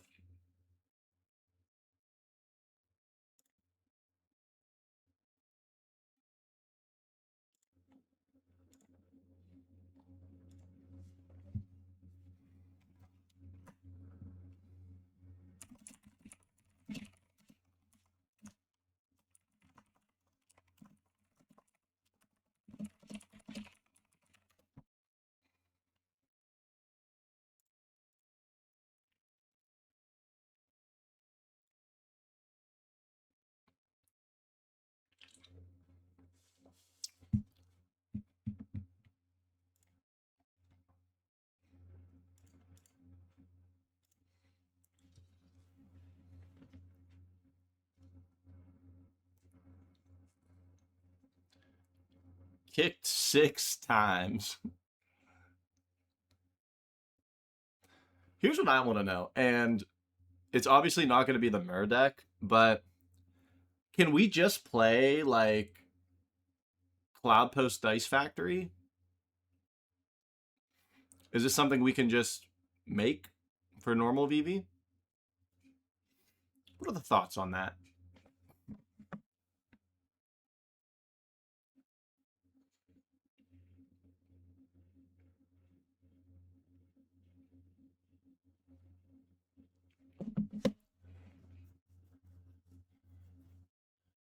Is this like is that the fourth Rakdos charm? Oh, I'm sorry, just the third. That's my mistake.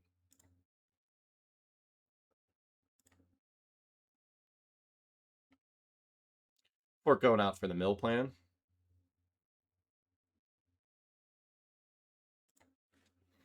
What are the payoffs? So anything with charge counters would be your payoff. So Fork tonight has the battle cruiser or whatever it is, battleship, which it like destroys a non-creature permanent and deals 4 to the board. And then when it gets 5 charge counters, it becomes a 10/10 flying trample.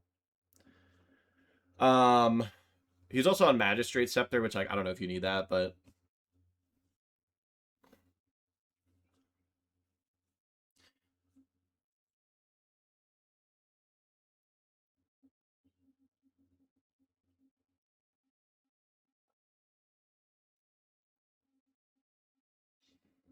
I do want to know though, like what can we do with that? Plasma, you would know. You're the person to ask here. Is the is power conduit expensive? Like I know Plasma's playing Surge Node, not Plasma. I know Fork's playing Surge Node, but is power conduit expensive?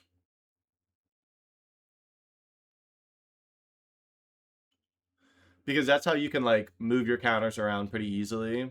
You still are gonna definitely play the Mur that like sacks to put 2 charge counters on something for sure.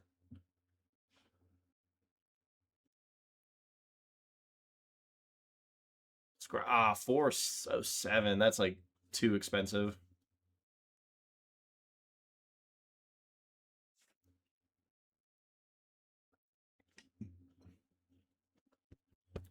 Okay, so we have Surge Node, we have the Mur. I mean, we're still playing Everflowing Chalice, Cornucopia.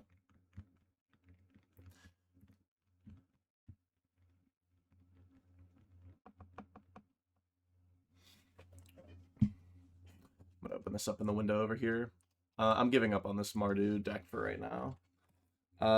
Dice Factory MTG.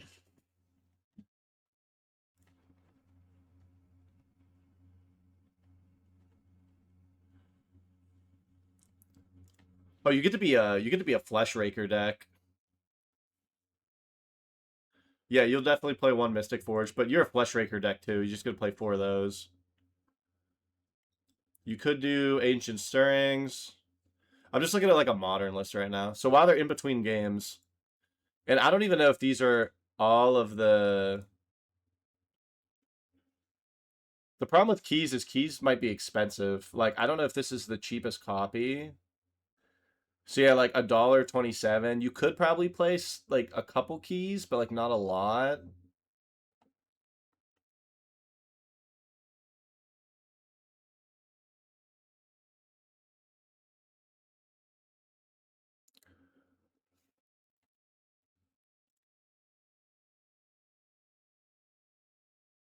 Man, actual voltaic key's like $5. So you could play manifold key like some amount, some post lands. You do get to play Mycosynth Gardens because they're only 35 cents. So that lets you copy your keys. The thing we saw was the World Championship deck, so this is like the gold border.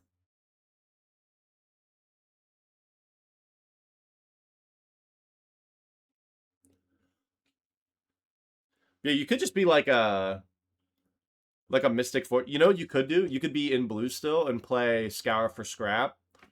So that way you could find like your key and your Mystic Forge.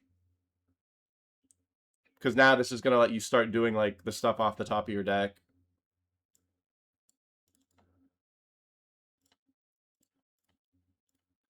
I don't hate it. It would be a deck that I probably couldn't play.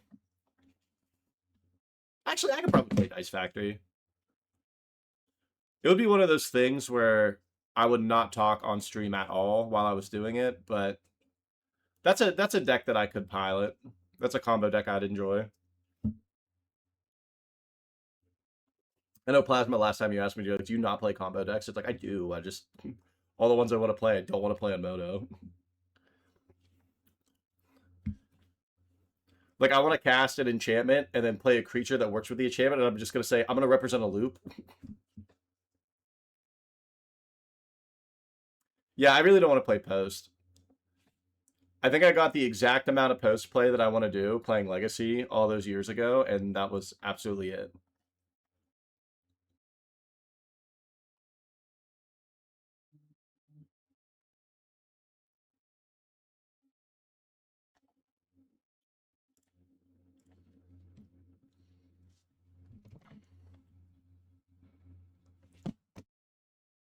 Request a deck for a weekly?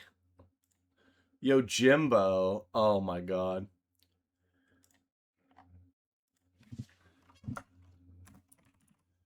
I'm gonna ping Toad right now.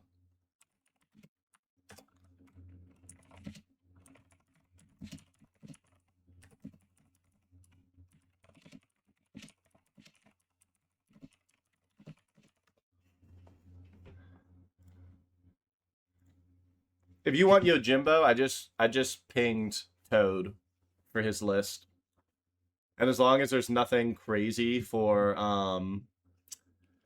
the rentals, like as long as I can rent the deck on Card Hoarder and it doesn't like say, "Oh, we can't give you Yo Jimbos," and I got to spend like $50 per copy or something crazy.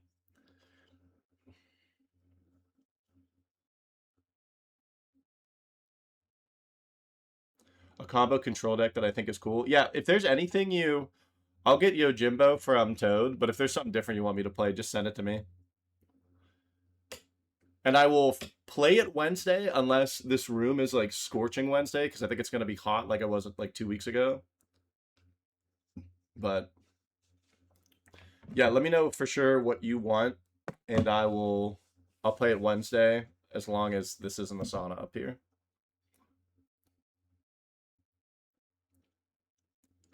I would like Manamorphose just so you could play it in one. You could play you could probably play Actual Storm. Like you could play Pyromancer's Ascension, I'm sure.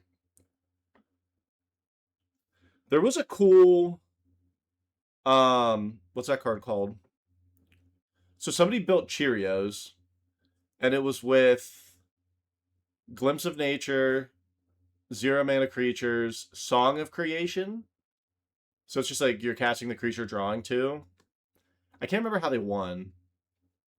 Might have just been like Grape Shot or something.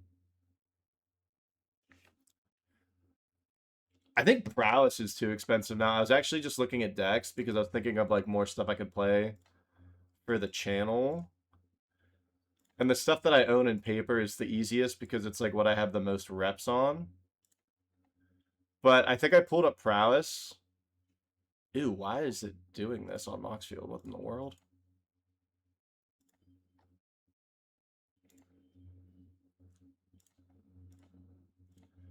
Yeah, prowess is 33 right now. It's probably just yeah, you can't even cut the lava darts and get under.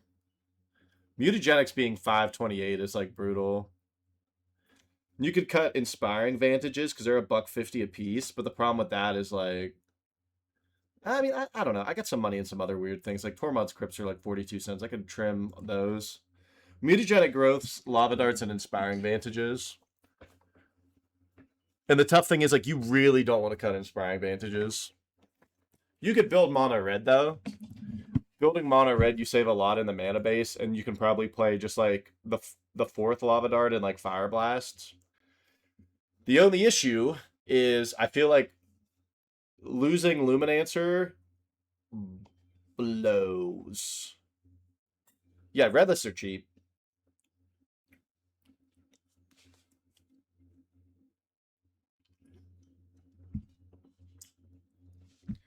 You know what you could do though? Big brain play, right? You play mono red with Leyline, and you go like Swift Spear on one, and then as you like are going off on turn two, as long as you get your dude up to 4 toughness, you go Fire Blast my guy, Leyline trigger, Fire Blast you. And it's 1 extra point of damage. You know, we're talking. I'm like talking over this game, but like it feels like there's a lot of cool stuff happening here. I feel like I'm not giving grace to this game. How much is a scepter? I can actually we can look at, or at least I'll look at it while we watch the game together.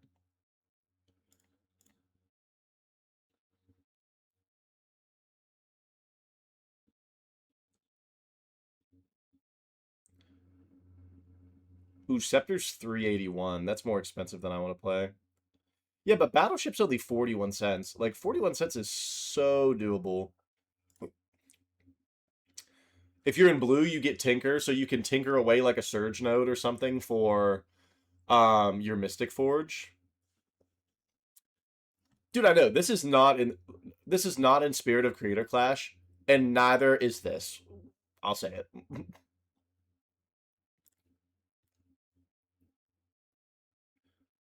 This Surge Conductor guy too, the when another non-token artifact you control enters proliferate, that seems really interesting because even if you're just doing like if you could be on like 2 different lines where you're like I'm a Flesh Raker like Mystic Forge deck, or I'm like a Dice Factory deck where it's like loading up on mana. And unfortunately, you're probably playing the post lands, but you're like blue post almost, you know what I mean? Because like Tinker for Mystic Forge is kind of sweet. You're like Tinker for Mystic Forge, go off King. Cloud Post turn 1, turn 2 Glimmer Post, um, Flesh Raker.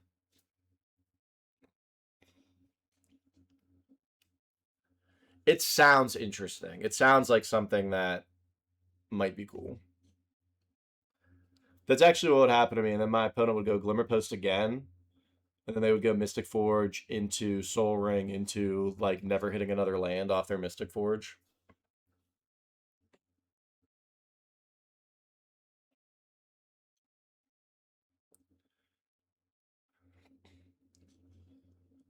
You know what we should do? We should actively, and maybe it's probably not through the stream. It might just have to be in the Discord. We got to vote for like who has the most interesting deck. Like who cooked the best with the ingredients they had? Who Iron Chefed it the most?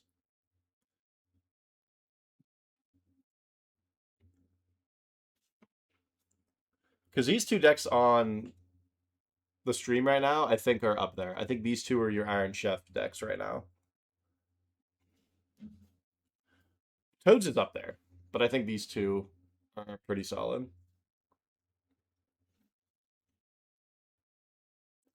Desmond.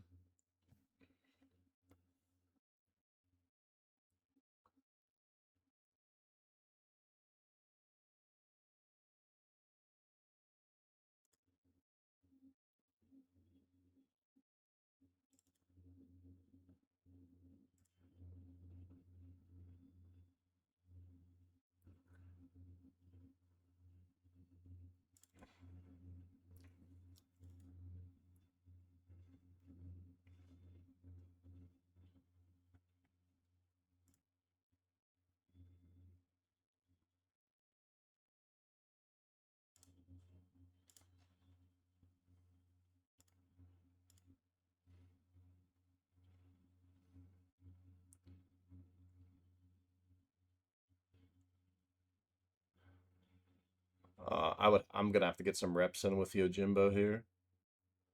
Protect 2 mana protection from creatures. What? It's got some cool stuff in here.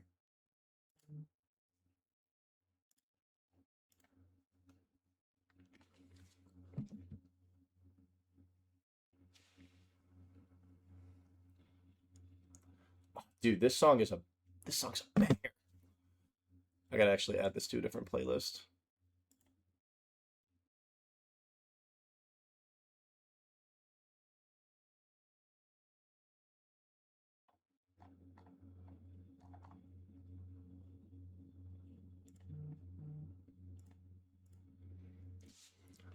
Honestly, Devin, there's some things that like I probably looked at originally when I was looking at Assassins and then just didn't think about later, but like playing like Ravenloft and like Thorn is pretty good.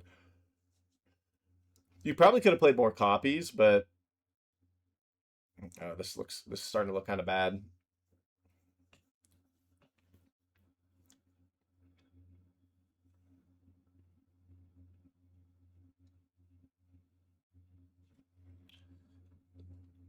When does he?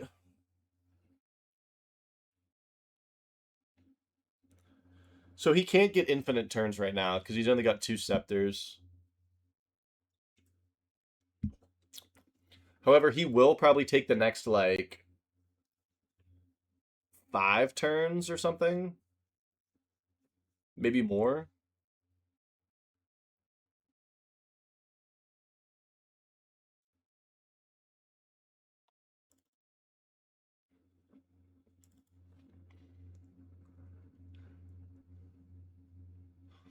In that Dice Factory deck, you could play like 1 scepter budget dependent because if you have the creature I was just talking about, where it's like a non-token artifact enters proliferate, you get the first counter on it, and then you like start trying to do your thing.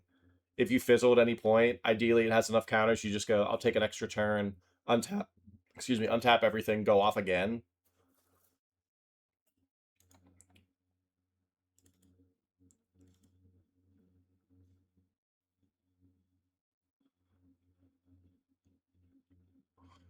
Emery plus Core Tapper goes infinite turns. This deck sounds so cool. You probably just absolutely lose to like Hogak and friends, but this deck will dominate your F&M. Like you will have people just sleeving 4 meltdowns. They'll be like, I'm not losing to Jeremy, who's playing Magistrate Scepter BS. I never listen to.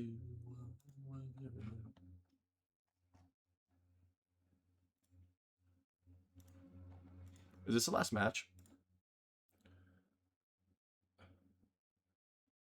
Yes, because Delger is not in the events.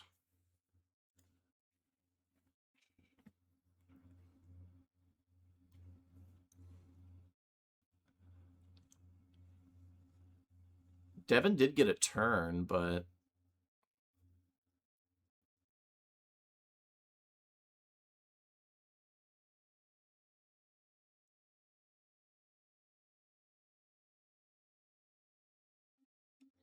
I remember a long time ago. It's like in one of my very first videos. Maybe not first, but it's in an early one when I was still doing leagues that I played against somebody who was doing like I think it was like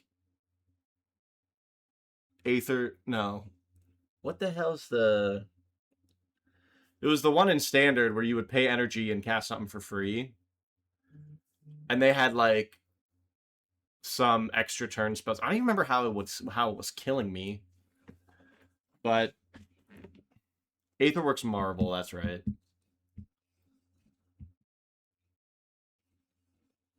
Yeah, like this thing. I think this thing in a Dice Factory deck with like Mystic Forge would be really good. Because even if like you play like a Surge Node or like a Chalice for like 0 or 1 or whatever, yeah, like you pay 2 mana for your ever flowing Chalice. It enters with 1 counter. This triggers 2 counters. Now it paid for itself.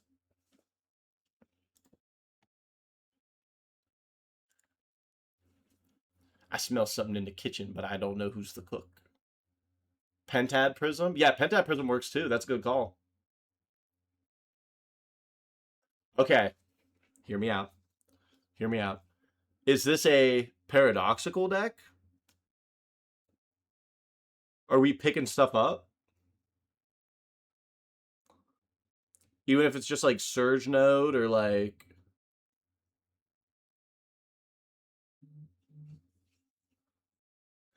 You can remove all the counters from Pentad Prism, right? Like all at once. Yeah, man. So like you could Pentad, do a couple things, dump mana from your Pentad into the paradoxical, pick them up.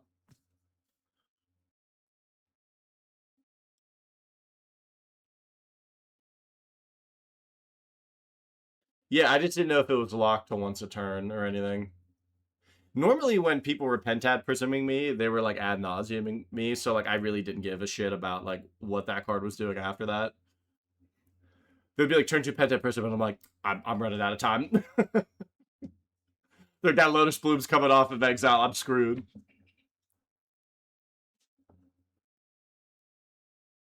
Poison Storm also likes it, yeah.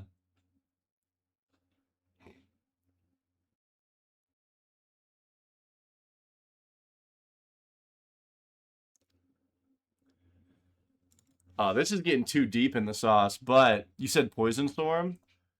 Imagine you play Prologue with this deck. You go Prologue, give you a poison counter, and then now you're doing the proliferate stuff with like the guy. I don't know where he went, but this is another reason why I don't build combo decks because like I'm just in the sauce.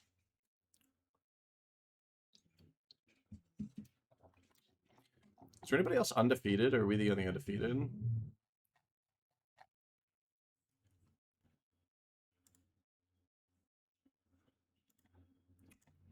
No, and that's why like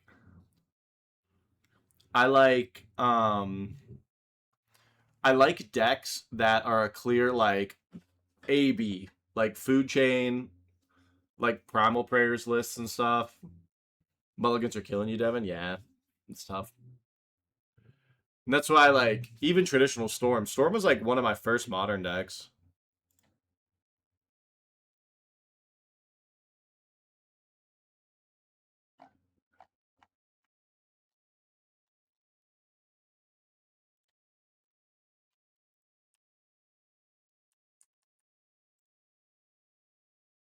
We got the final round.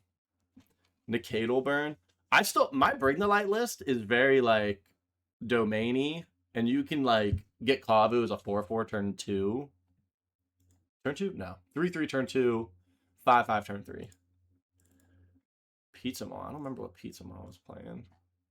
Is Pizza Maw on Dragons? Oh, Pizza Pizza was on Dinos. Yeah. We'll try this. We might be cooked, fellas.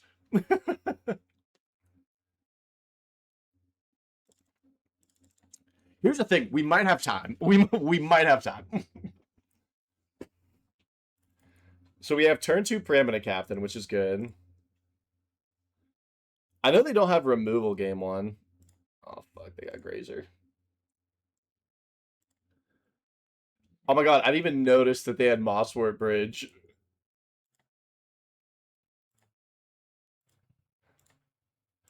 I'm a little scared right now.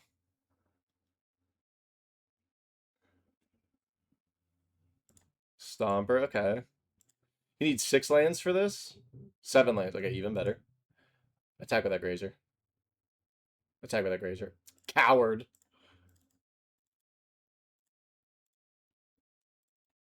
Um...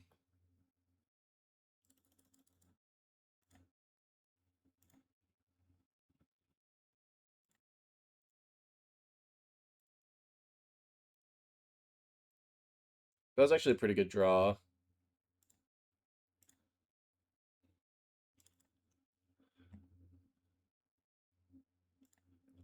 Ooh, don't like that. So we are probably going to need to clean up that Imperiosaur this turn.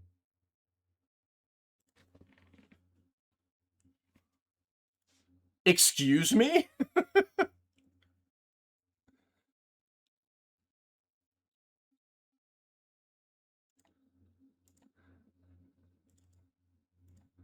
Alright, we got a bunch of mana. We have 6 mana.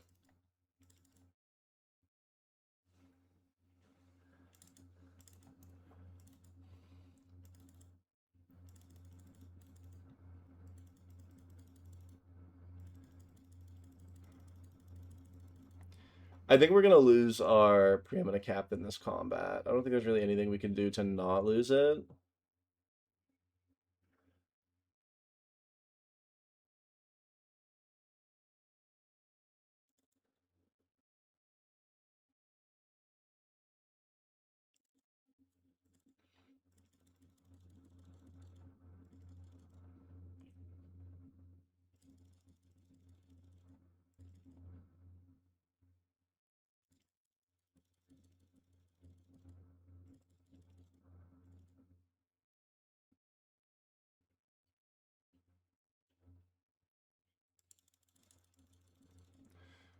This is... I feel bad because I'm taking a long time, but this is a complicated turn.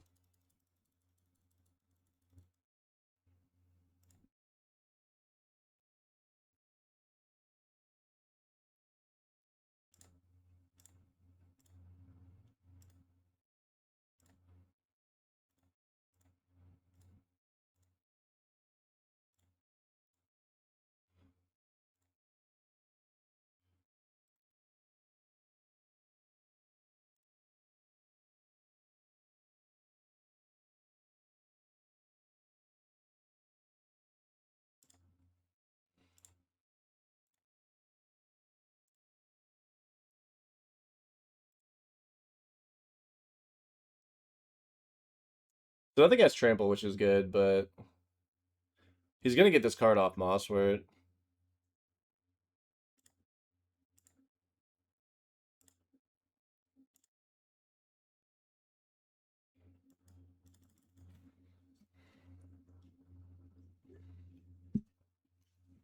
He can't attack it with Stomper, which is good. Since we drew Enlistment Officer, we could totally block this with Recruitment Officer.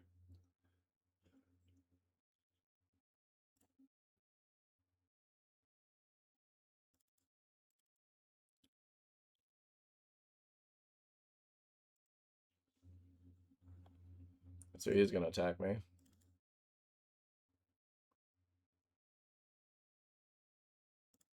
Right, there's a chance we get blown out here. I think we can block with both of these.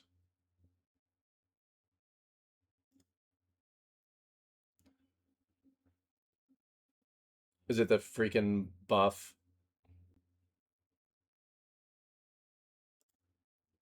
Oh, no, it's not. Okay.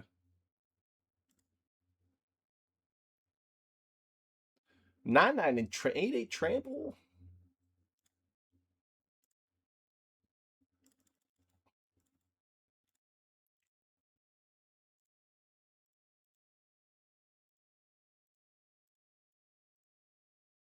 We need a swords really bad.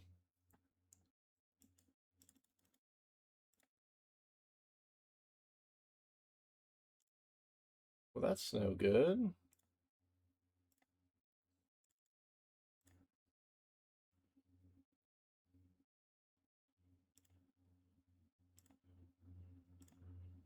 Swords? King?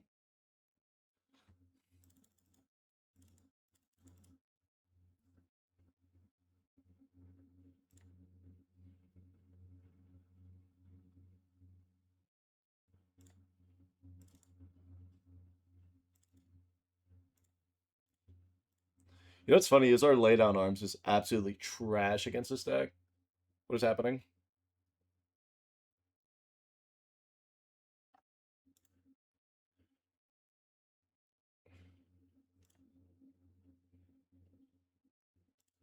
It's still gonna go away.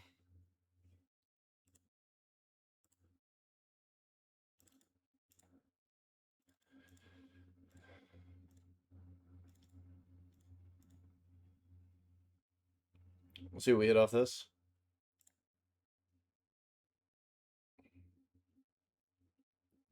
Got some goodies off this.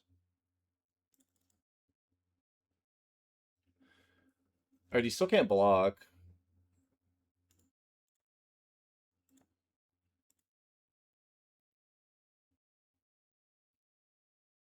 We can block with Arboreal Grazer, but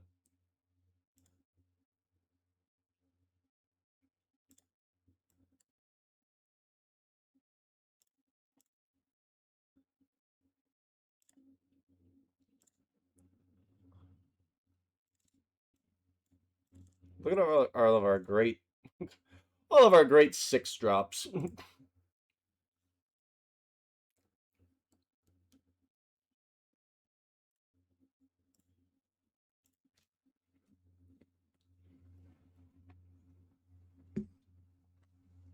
Alright, nice, we got there. Alright guys, post board, I think we're boned. I mean Maul's not bad. We know he has fight rigging. So Commando, I feel like we just gotta I don't even know. I feel like we just gotta go over the top. If we lay down arms, we can hit the 3s. We can hit Trudge. We'll do this and see if there's anything we don't want.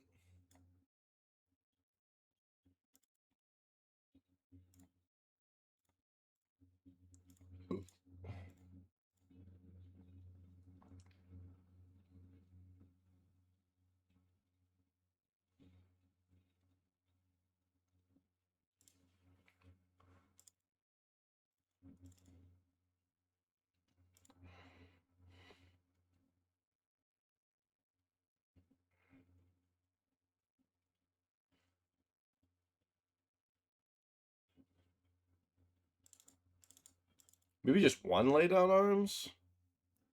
We'll try this.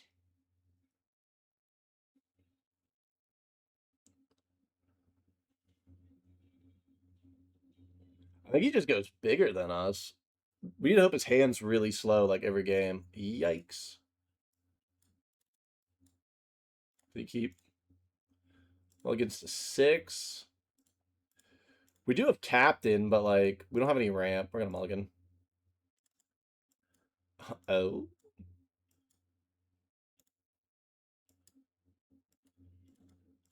I think it's this guy.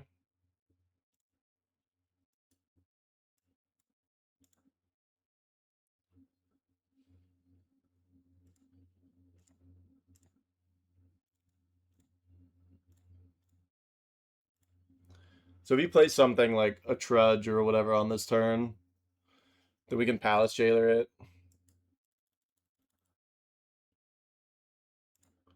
Double Moss Ward, okay.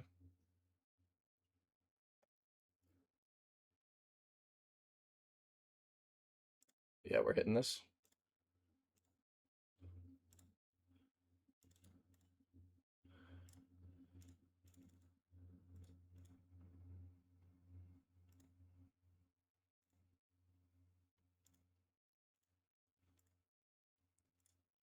Now we have the Monarch. Monarch is huge.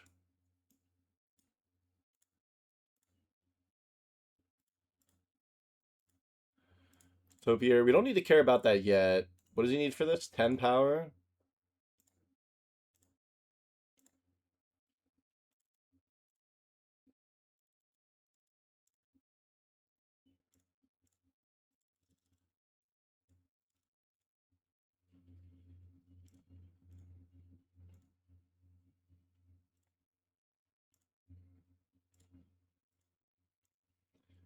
I'm really scared of him Moss warding this turn, so I just want to leave up swords.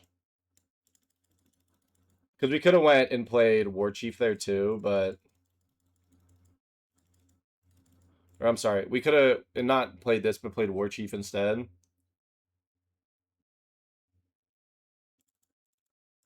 Yeah, I think we need to swords this, which is awkward. We need to try to have him not hit his Mosswort Bridge stuff.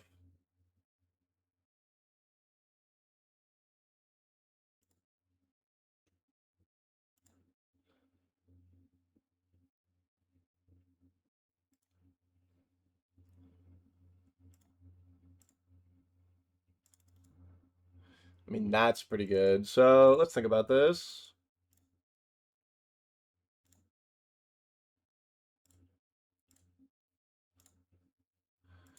We'll do this because this makes the stuff cheaper.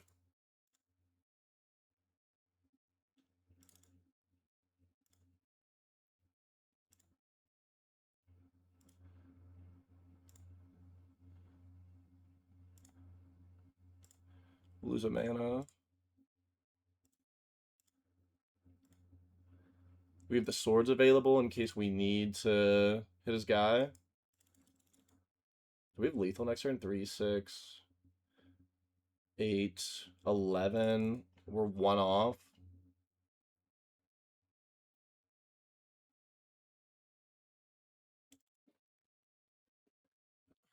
Did he play land? He didn't play land. I think we risk it. I don't really want to swords the Stomper. I want to get rid of this.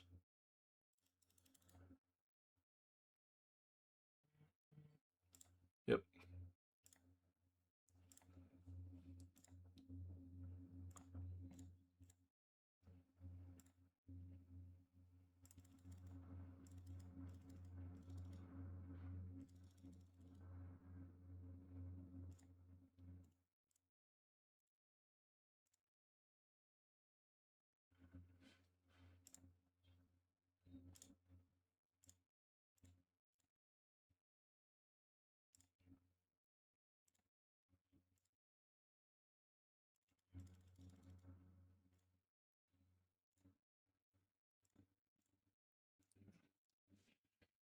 I didn't look at his deck list. I'm like 99% sure he didn't have any sweepers in mono green. I guess he has Razor versus tickets. I don't remember seeing sweepers though, because we went through and looked at who all was playing sweepers. I think we got there. I think that's the GG.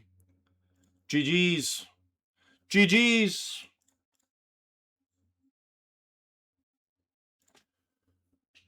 We got the 4-0 redeemed.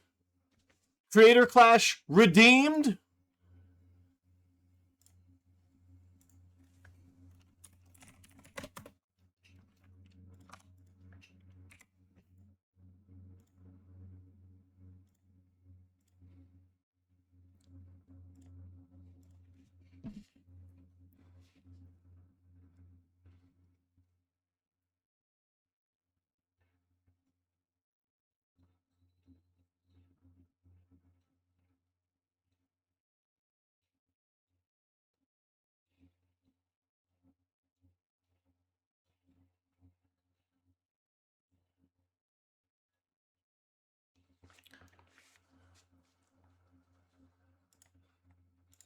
Devin, I'm trying to watch your game and I can't see it.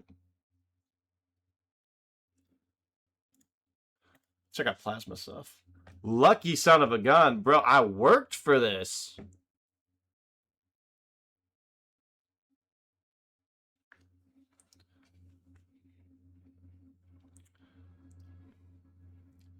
I mean, we crushed it. We did have a lot of close matches, I will say. Like, Lizards I was pretty worried about, honestly.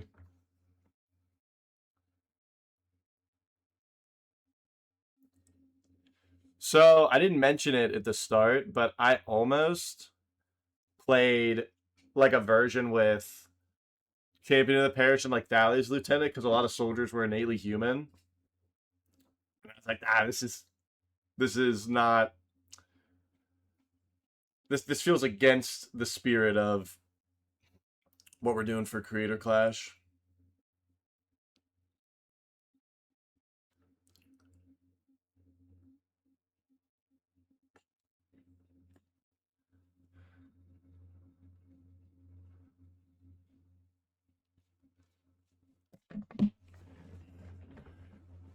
Hey, now you were playing. You're bored. You were playing some Galtas and stuff like that. I just had to have the removal check.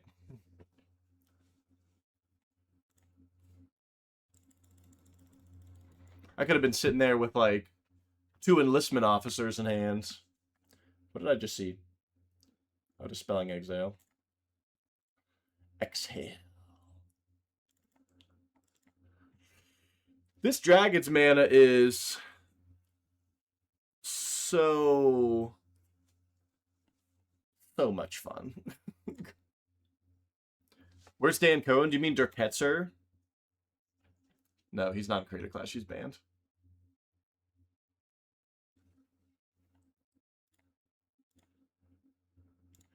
Yeah, I actually had, when I was boarding, I had more removal I could have brought in, but I think it was pretty dead against you for the most part.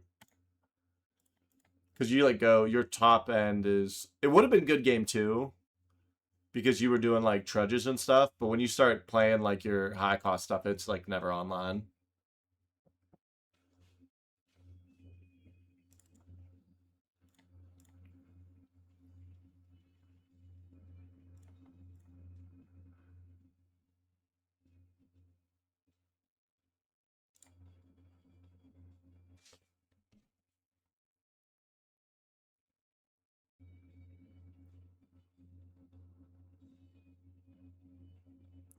Honestly, that's how I wanted to build it for tonight. I wanted to just be kind of like, um, I wanted to get captain in play turn 2 as much as possible to then put something big in play. And then when that game plan wasn't online, I wanted to, like, I want to be brutal Catharing, or I want to be like enlistment captaining to like refill my hands. But that was exactly how I wanted to build the deck. Blue oyster call. I'm excited to see what we're playing Wednesday, though. Plebs are going to send me a deck. I know it's probably going to be like a combo deck. It might be Yojimbo, but he might end up sending something like, hey, try this. I just wish we had more like A plus B combos that weren't like eternal clicks. Like, Zuberas probably aren't too expensive. They're probably just not good enough. Because like Carrion Feeder's expensive. So you could do like Viscera Seer, but Viscera Seer is way worse. You'd probably have to build like actual Zubera Storm. Where you like do the stuff, draw a bunch of cards. Was it Shadows of the Vault or whatever? I don't remember what that card is, but you like make mana equal to like the creatures in your graveyard. Filter it, go again.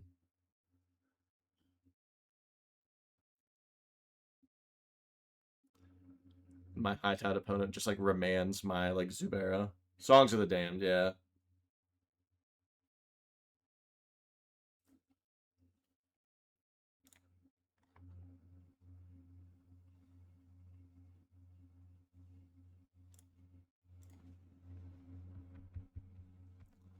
Yes. Yes. Salumgar.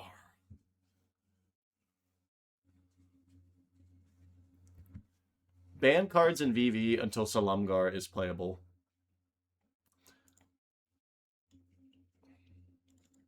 Or make Boros Energy so good that I can Path of Peril and then Salumgar the Drifting Death 3 turns later.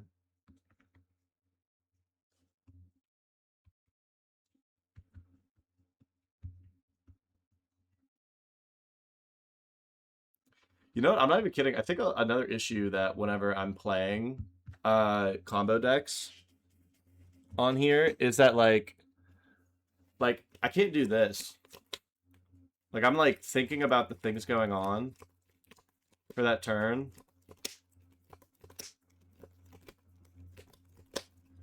Like there's been a lot of times I've been like looking at a food chain in hand with 3 mana. And I'm like, oh. Like if this food chain resolves, I could do this Ice Fang Quaddle into Eternal Scourge and like maybe win. If they have a Force of Will, then like it's really bad. And if I'm here, I'm literally like shuffling cards. Doesn't do it. It's not the same.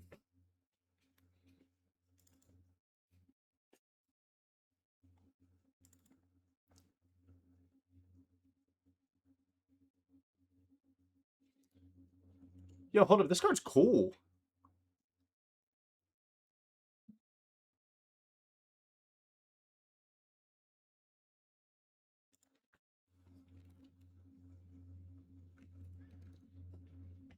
I think my neighbor's doing stuff outside.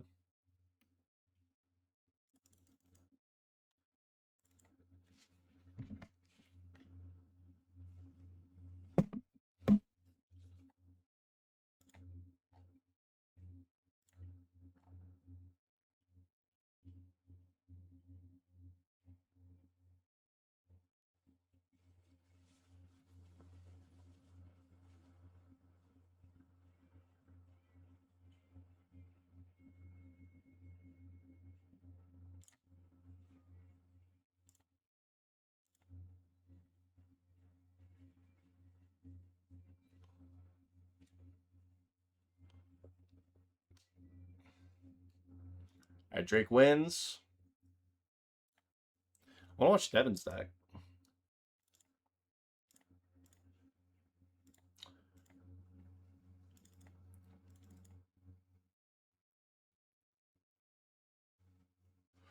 Devin, what's the status of your game? I'm sure you're in here. Oh, that's kind of gross. Filter 1. So he's 3 mana. I mean, that's not even that good. He already had 3 mana. Oh.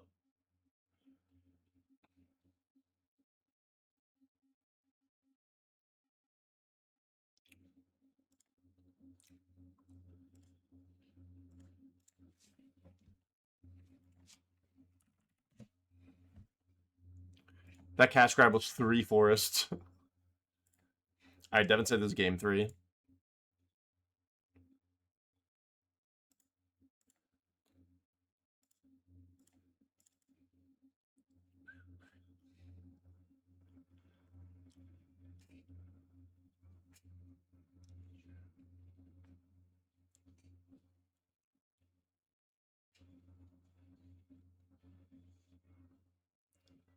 Squirrel Nest.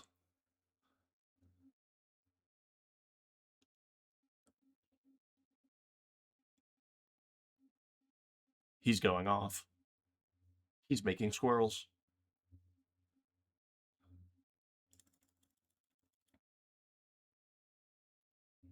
I don't like those squirrel tokens.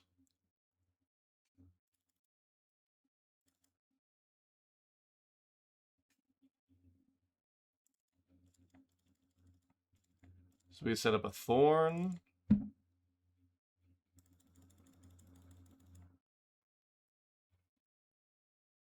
Your anti-squirrel tech?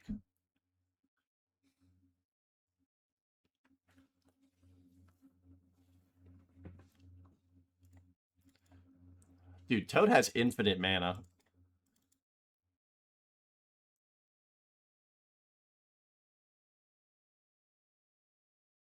Amulet is safekeeping. I did see that in your board. I was like, oh, this is just for like if anybody's going go line.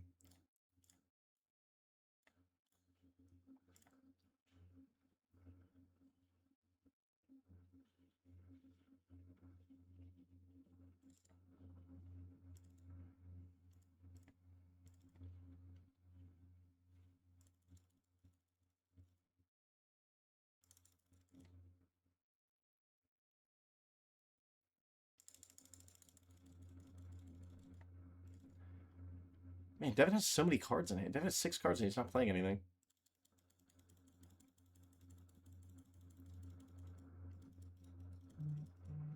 I'm sure it's like more removal, but still.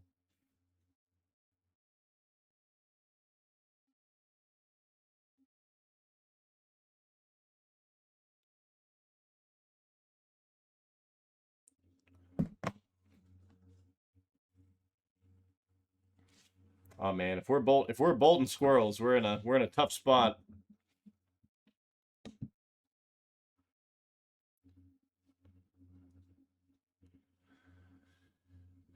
You know what Devin needs to do? I'm gonna say this. It's gonna sound a little crazy. I think he needs to let his opponent make a bunch of squirrels and then Rakdos charm the shit out of them. Just like take 10, untap, take 10. You can have the Monarch token.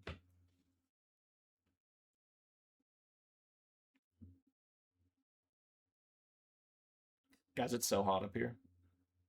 It's so toasty.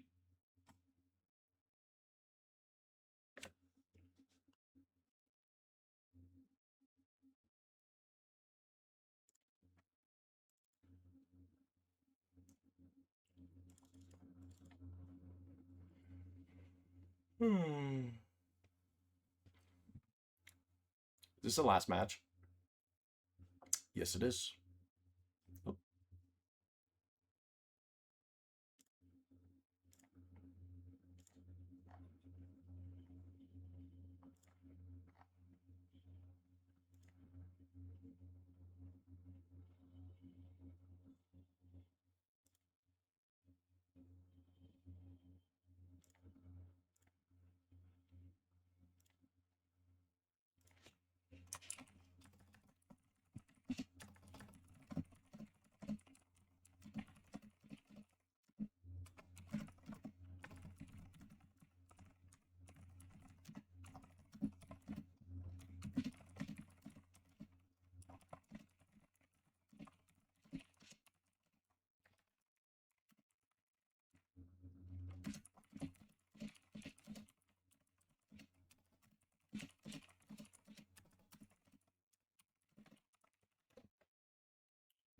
We're already discussing the next creator clash. I think this one was a fun one. Like, the first one was like, it is what it is. The Ravnica one was pretty sweet. Like, I don't have a lot of complaints about the Ravnica one. This one was a lot of fun. There's a lot of really cool things going on.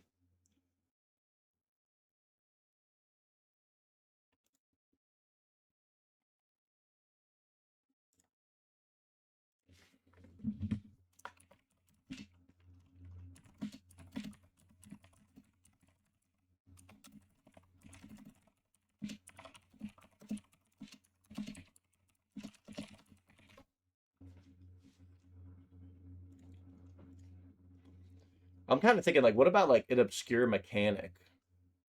It's like somebody gets, like, evolve. Somebody gets, like,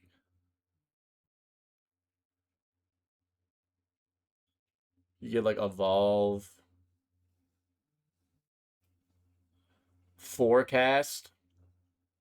Horsemanship.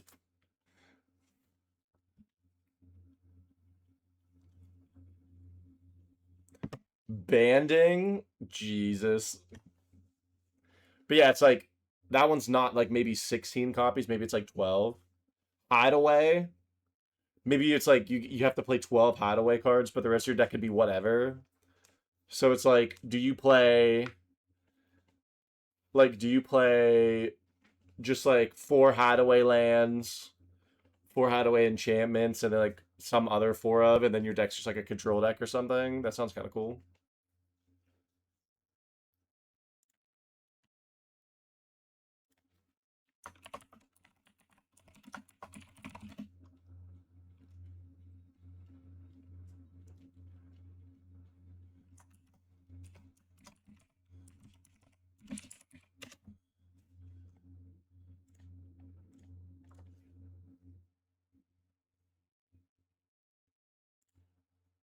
There's that 2-1 with hideaway. Do you mean this one? Is this your card?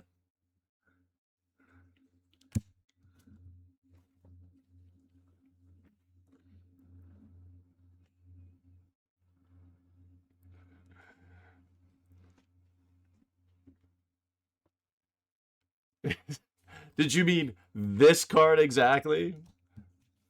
I love that card. I played that card in Food Chain.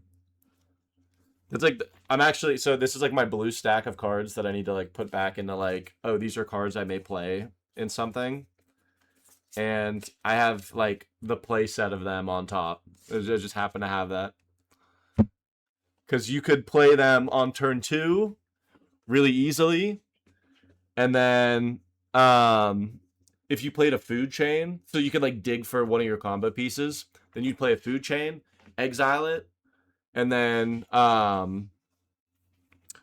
you would get the the exiled card after you exiled it for mana. Watcher for tomorrow is what it's called. Dibs on Storm, Dredge, or Affinity. All those are banned.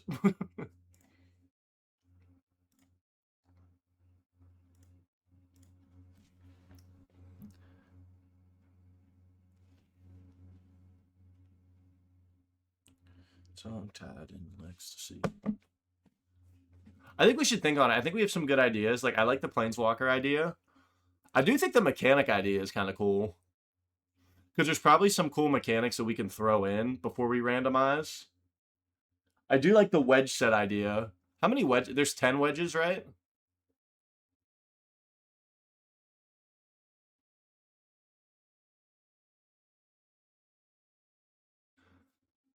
Because if there's 10 wedges, we could do like just a 10-person event and just say like, hey, like we need 10 people. Whoever 10 can be available. But I would be down for wedges. And there's like, I don't know if there is a wedge that I would get that I would be like, I hate this. Like, what's up, Nov? Dude, you rolled in late, brother. We had a crazy event. We're actually talking next Creator Clash right now.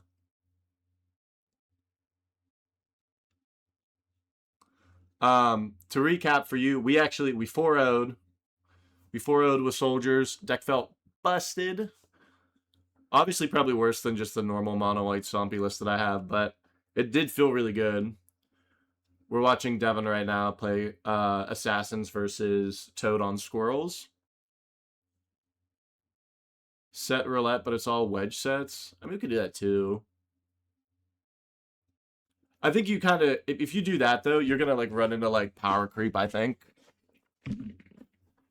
like some of the newer sets from the newer wedges.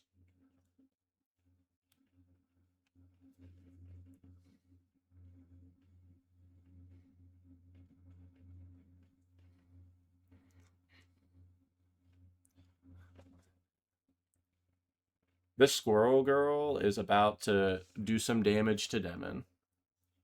Demon's got 5 cards in hand. I hope they're double Rakdos Charm. Everyone is 5 color, but no non-basics. It sounds awful.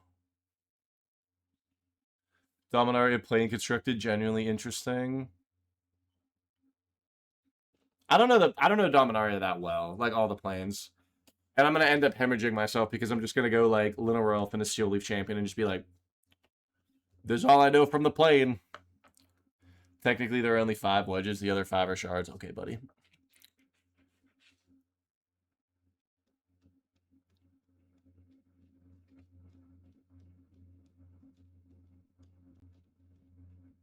Oh my god, he had the Rakdos Charm. I'm reading chat. I didn't even pay attention.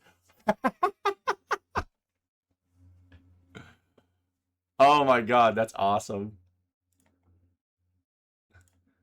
Dude, Devin's, I know I mentioned it earlier where it's like, I wish we could vote. Like wish we had a vote on like, hey, this person had the sauce and all that. Devin's games and deck were probably my favorite tonight. I like Rakdos Charm. There's actually decks in VV that I sideboard like 2 Rakdos Charm.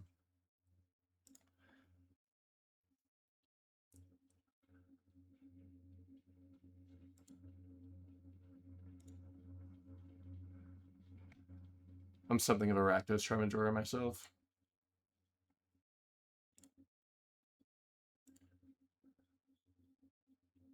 So we got the 4-0, and then the 3 ones were Dinos, Dragons, and then Hadel on Elementals. Or Heidel.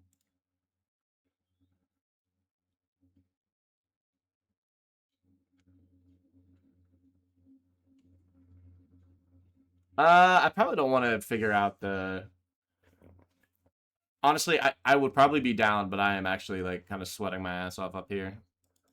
I'm down to just chat about it in the Discord though. I think that there's some good ideas there, and it might be good to just like kind of sit on them for like a day or so. Just because there are some sweet ones that we've talked about. I do think the mechanic one would be sweet at some point.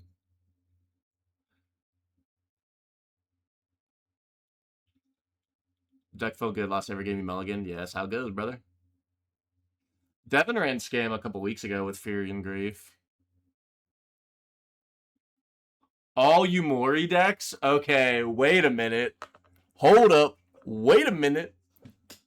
The best part about that is somebody's gonna just like, I don't know though. Somebody, it sounds interesting until like the one person playing all creatures is like just low to the ground. It's just like Suicide Black and you have Yamori. And I'm over here like trying to play like seasons past Yamori. How does one join the VV Discord? What do you mean? Aren't you in the? You're not in the VV Discord. It sounds cool. You know what? Actually, you know what could be cool, and it would have to be. It sounds cool, but then it also doesn't sound cool. Everybody gets a companion. No Luris, Kahira, Giganta. Yeah, then it sucks because then it's like, I don't know.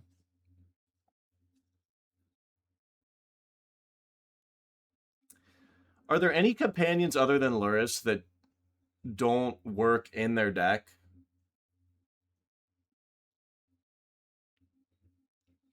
Like you could be like, okay, you pick Garuda, and you also have to have 3 copies of it in the deck. You pick Yorion, you have Yorion companion, you have 3 Yorion in the deck. 3 Obosh, 3 Obosh in the deck. Because Luris doesn't work with that. So you'd have to ban Luris and then probably Giganta. You probably just ban Giganta out of that. And then Giganta's like 2 free. That'd be an 8-man. Because there's... So Luris, Giganta, Yorion, Obosh, Garuda.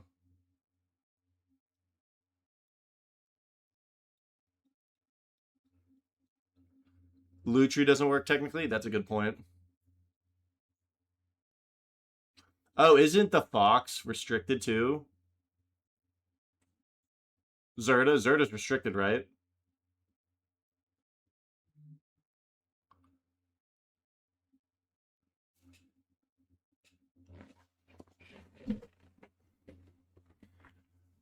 I'm still heavy on the mechanic one. Like one thing you could do even with this is like Monarch, right? So your mechanic is Monarch. So your deck needs to have 12 cards that give you the Monarch. Not every card that gets you the Monarch is good. Like some of them are like expensive mana wise. So how do you build that deck?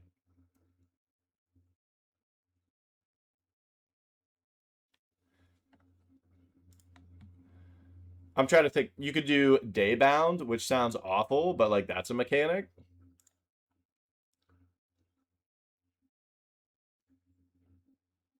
You can even do like something simple like Flashback, like 12 Flashback.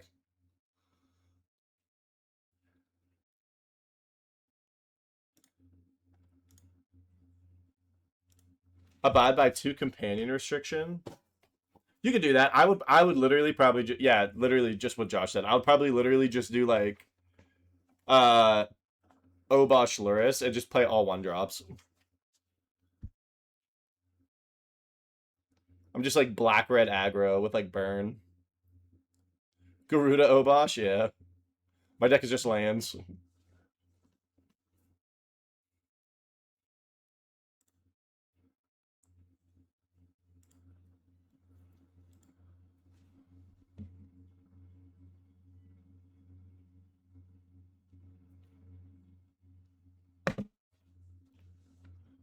Garuda Obosh is off the top of my head what I do. You can't. Because you can't abide by both.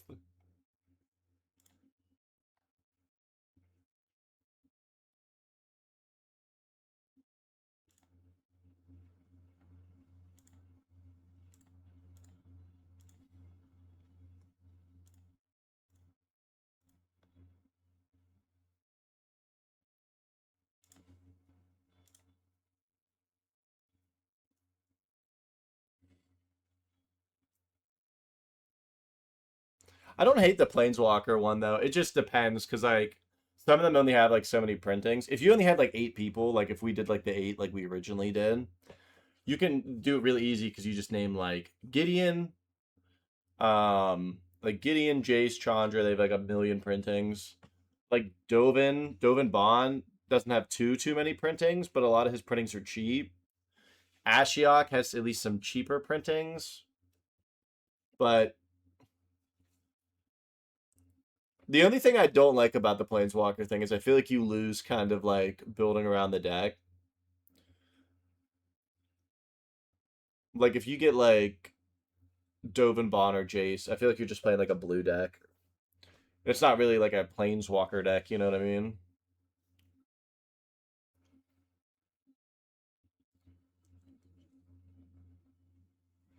60 card commander week, I think I would rather die.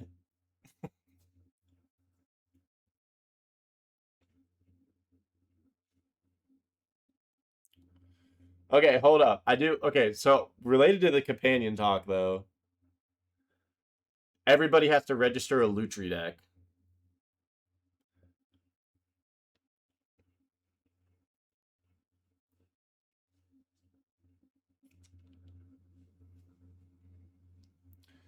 If we do that, mine's just burn. Mine's just the worst burn cards you've ever seen. Please no. Come on, Devin, you can do it. You love one ofs.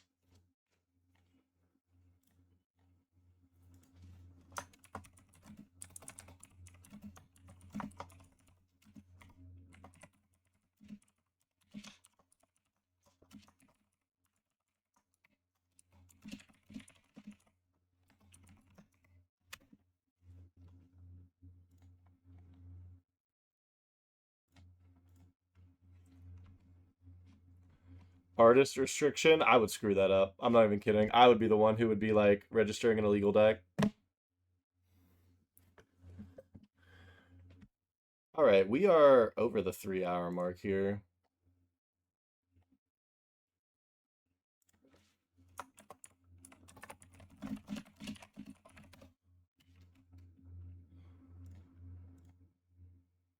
$248 islands. All control decks? No. If we do that, I would just be on. If we were like, oh yeah, let's all do control decks, I'm on 4 Nephalia Drown Yards. Just blue black, like, don't lose the game. All right. I think I am gonna wrap up here though. So just to recap, basically kind of took the deck from the mono white Stompy deck. Hi Nami, hello. Took from the mono white Stompy deck that we've played, and Devin's been also playing our list a lot. I just kind of gut all the stuff that wasn't soldiers and put the soldier package in with like preeminent captain. So we went 4-0. Deck felt nuts. Who do we even? We didn't even like drop them any games. Who do we lose to? We lost.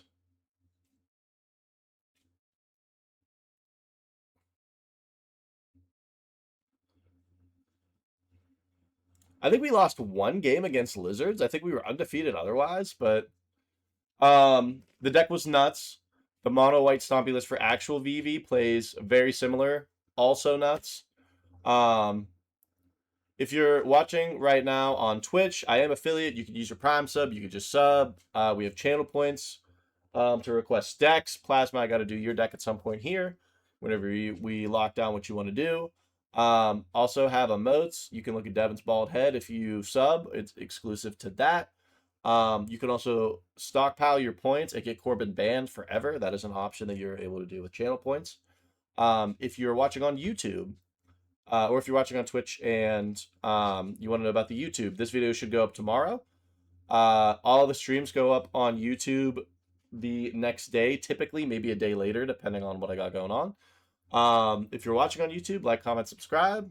All that just goes to let me throw money at the channel and actually put things into it instead of just do like a little side hobby.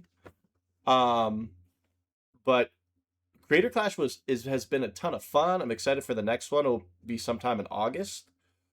I don't even know. I feel like I've got so much to talk about and like nothing to talk about. But regardless, thanks everybody for watching. Appreciate everybody coming by. We had a good amount of viewers again tonight. Should be live Wednesday, ideally with Plasma's deck, so you can check that out. But hope everybody has a good night. See you later.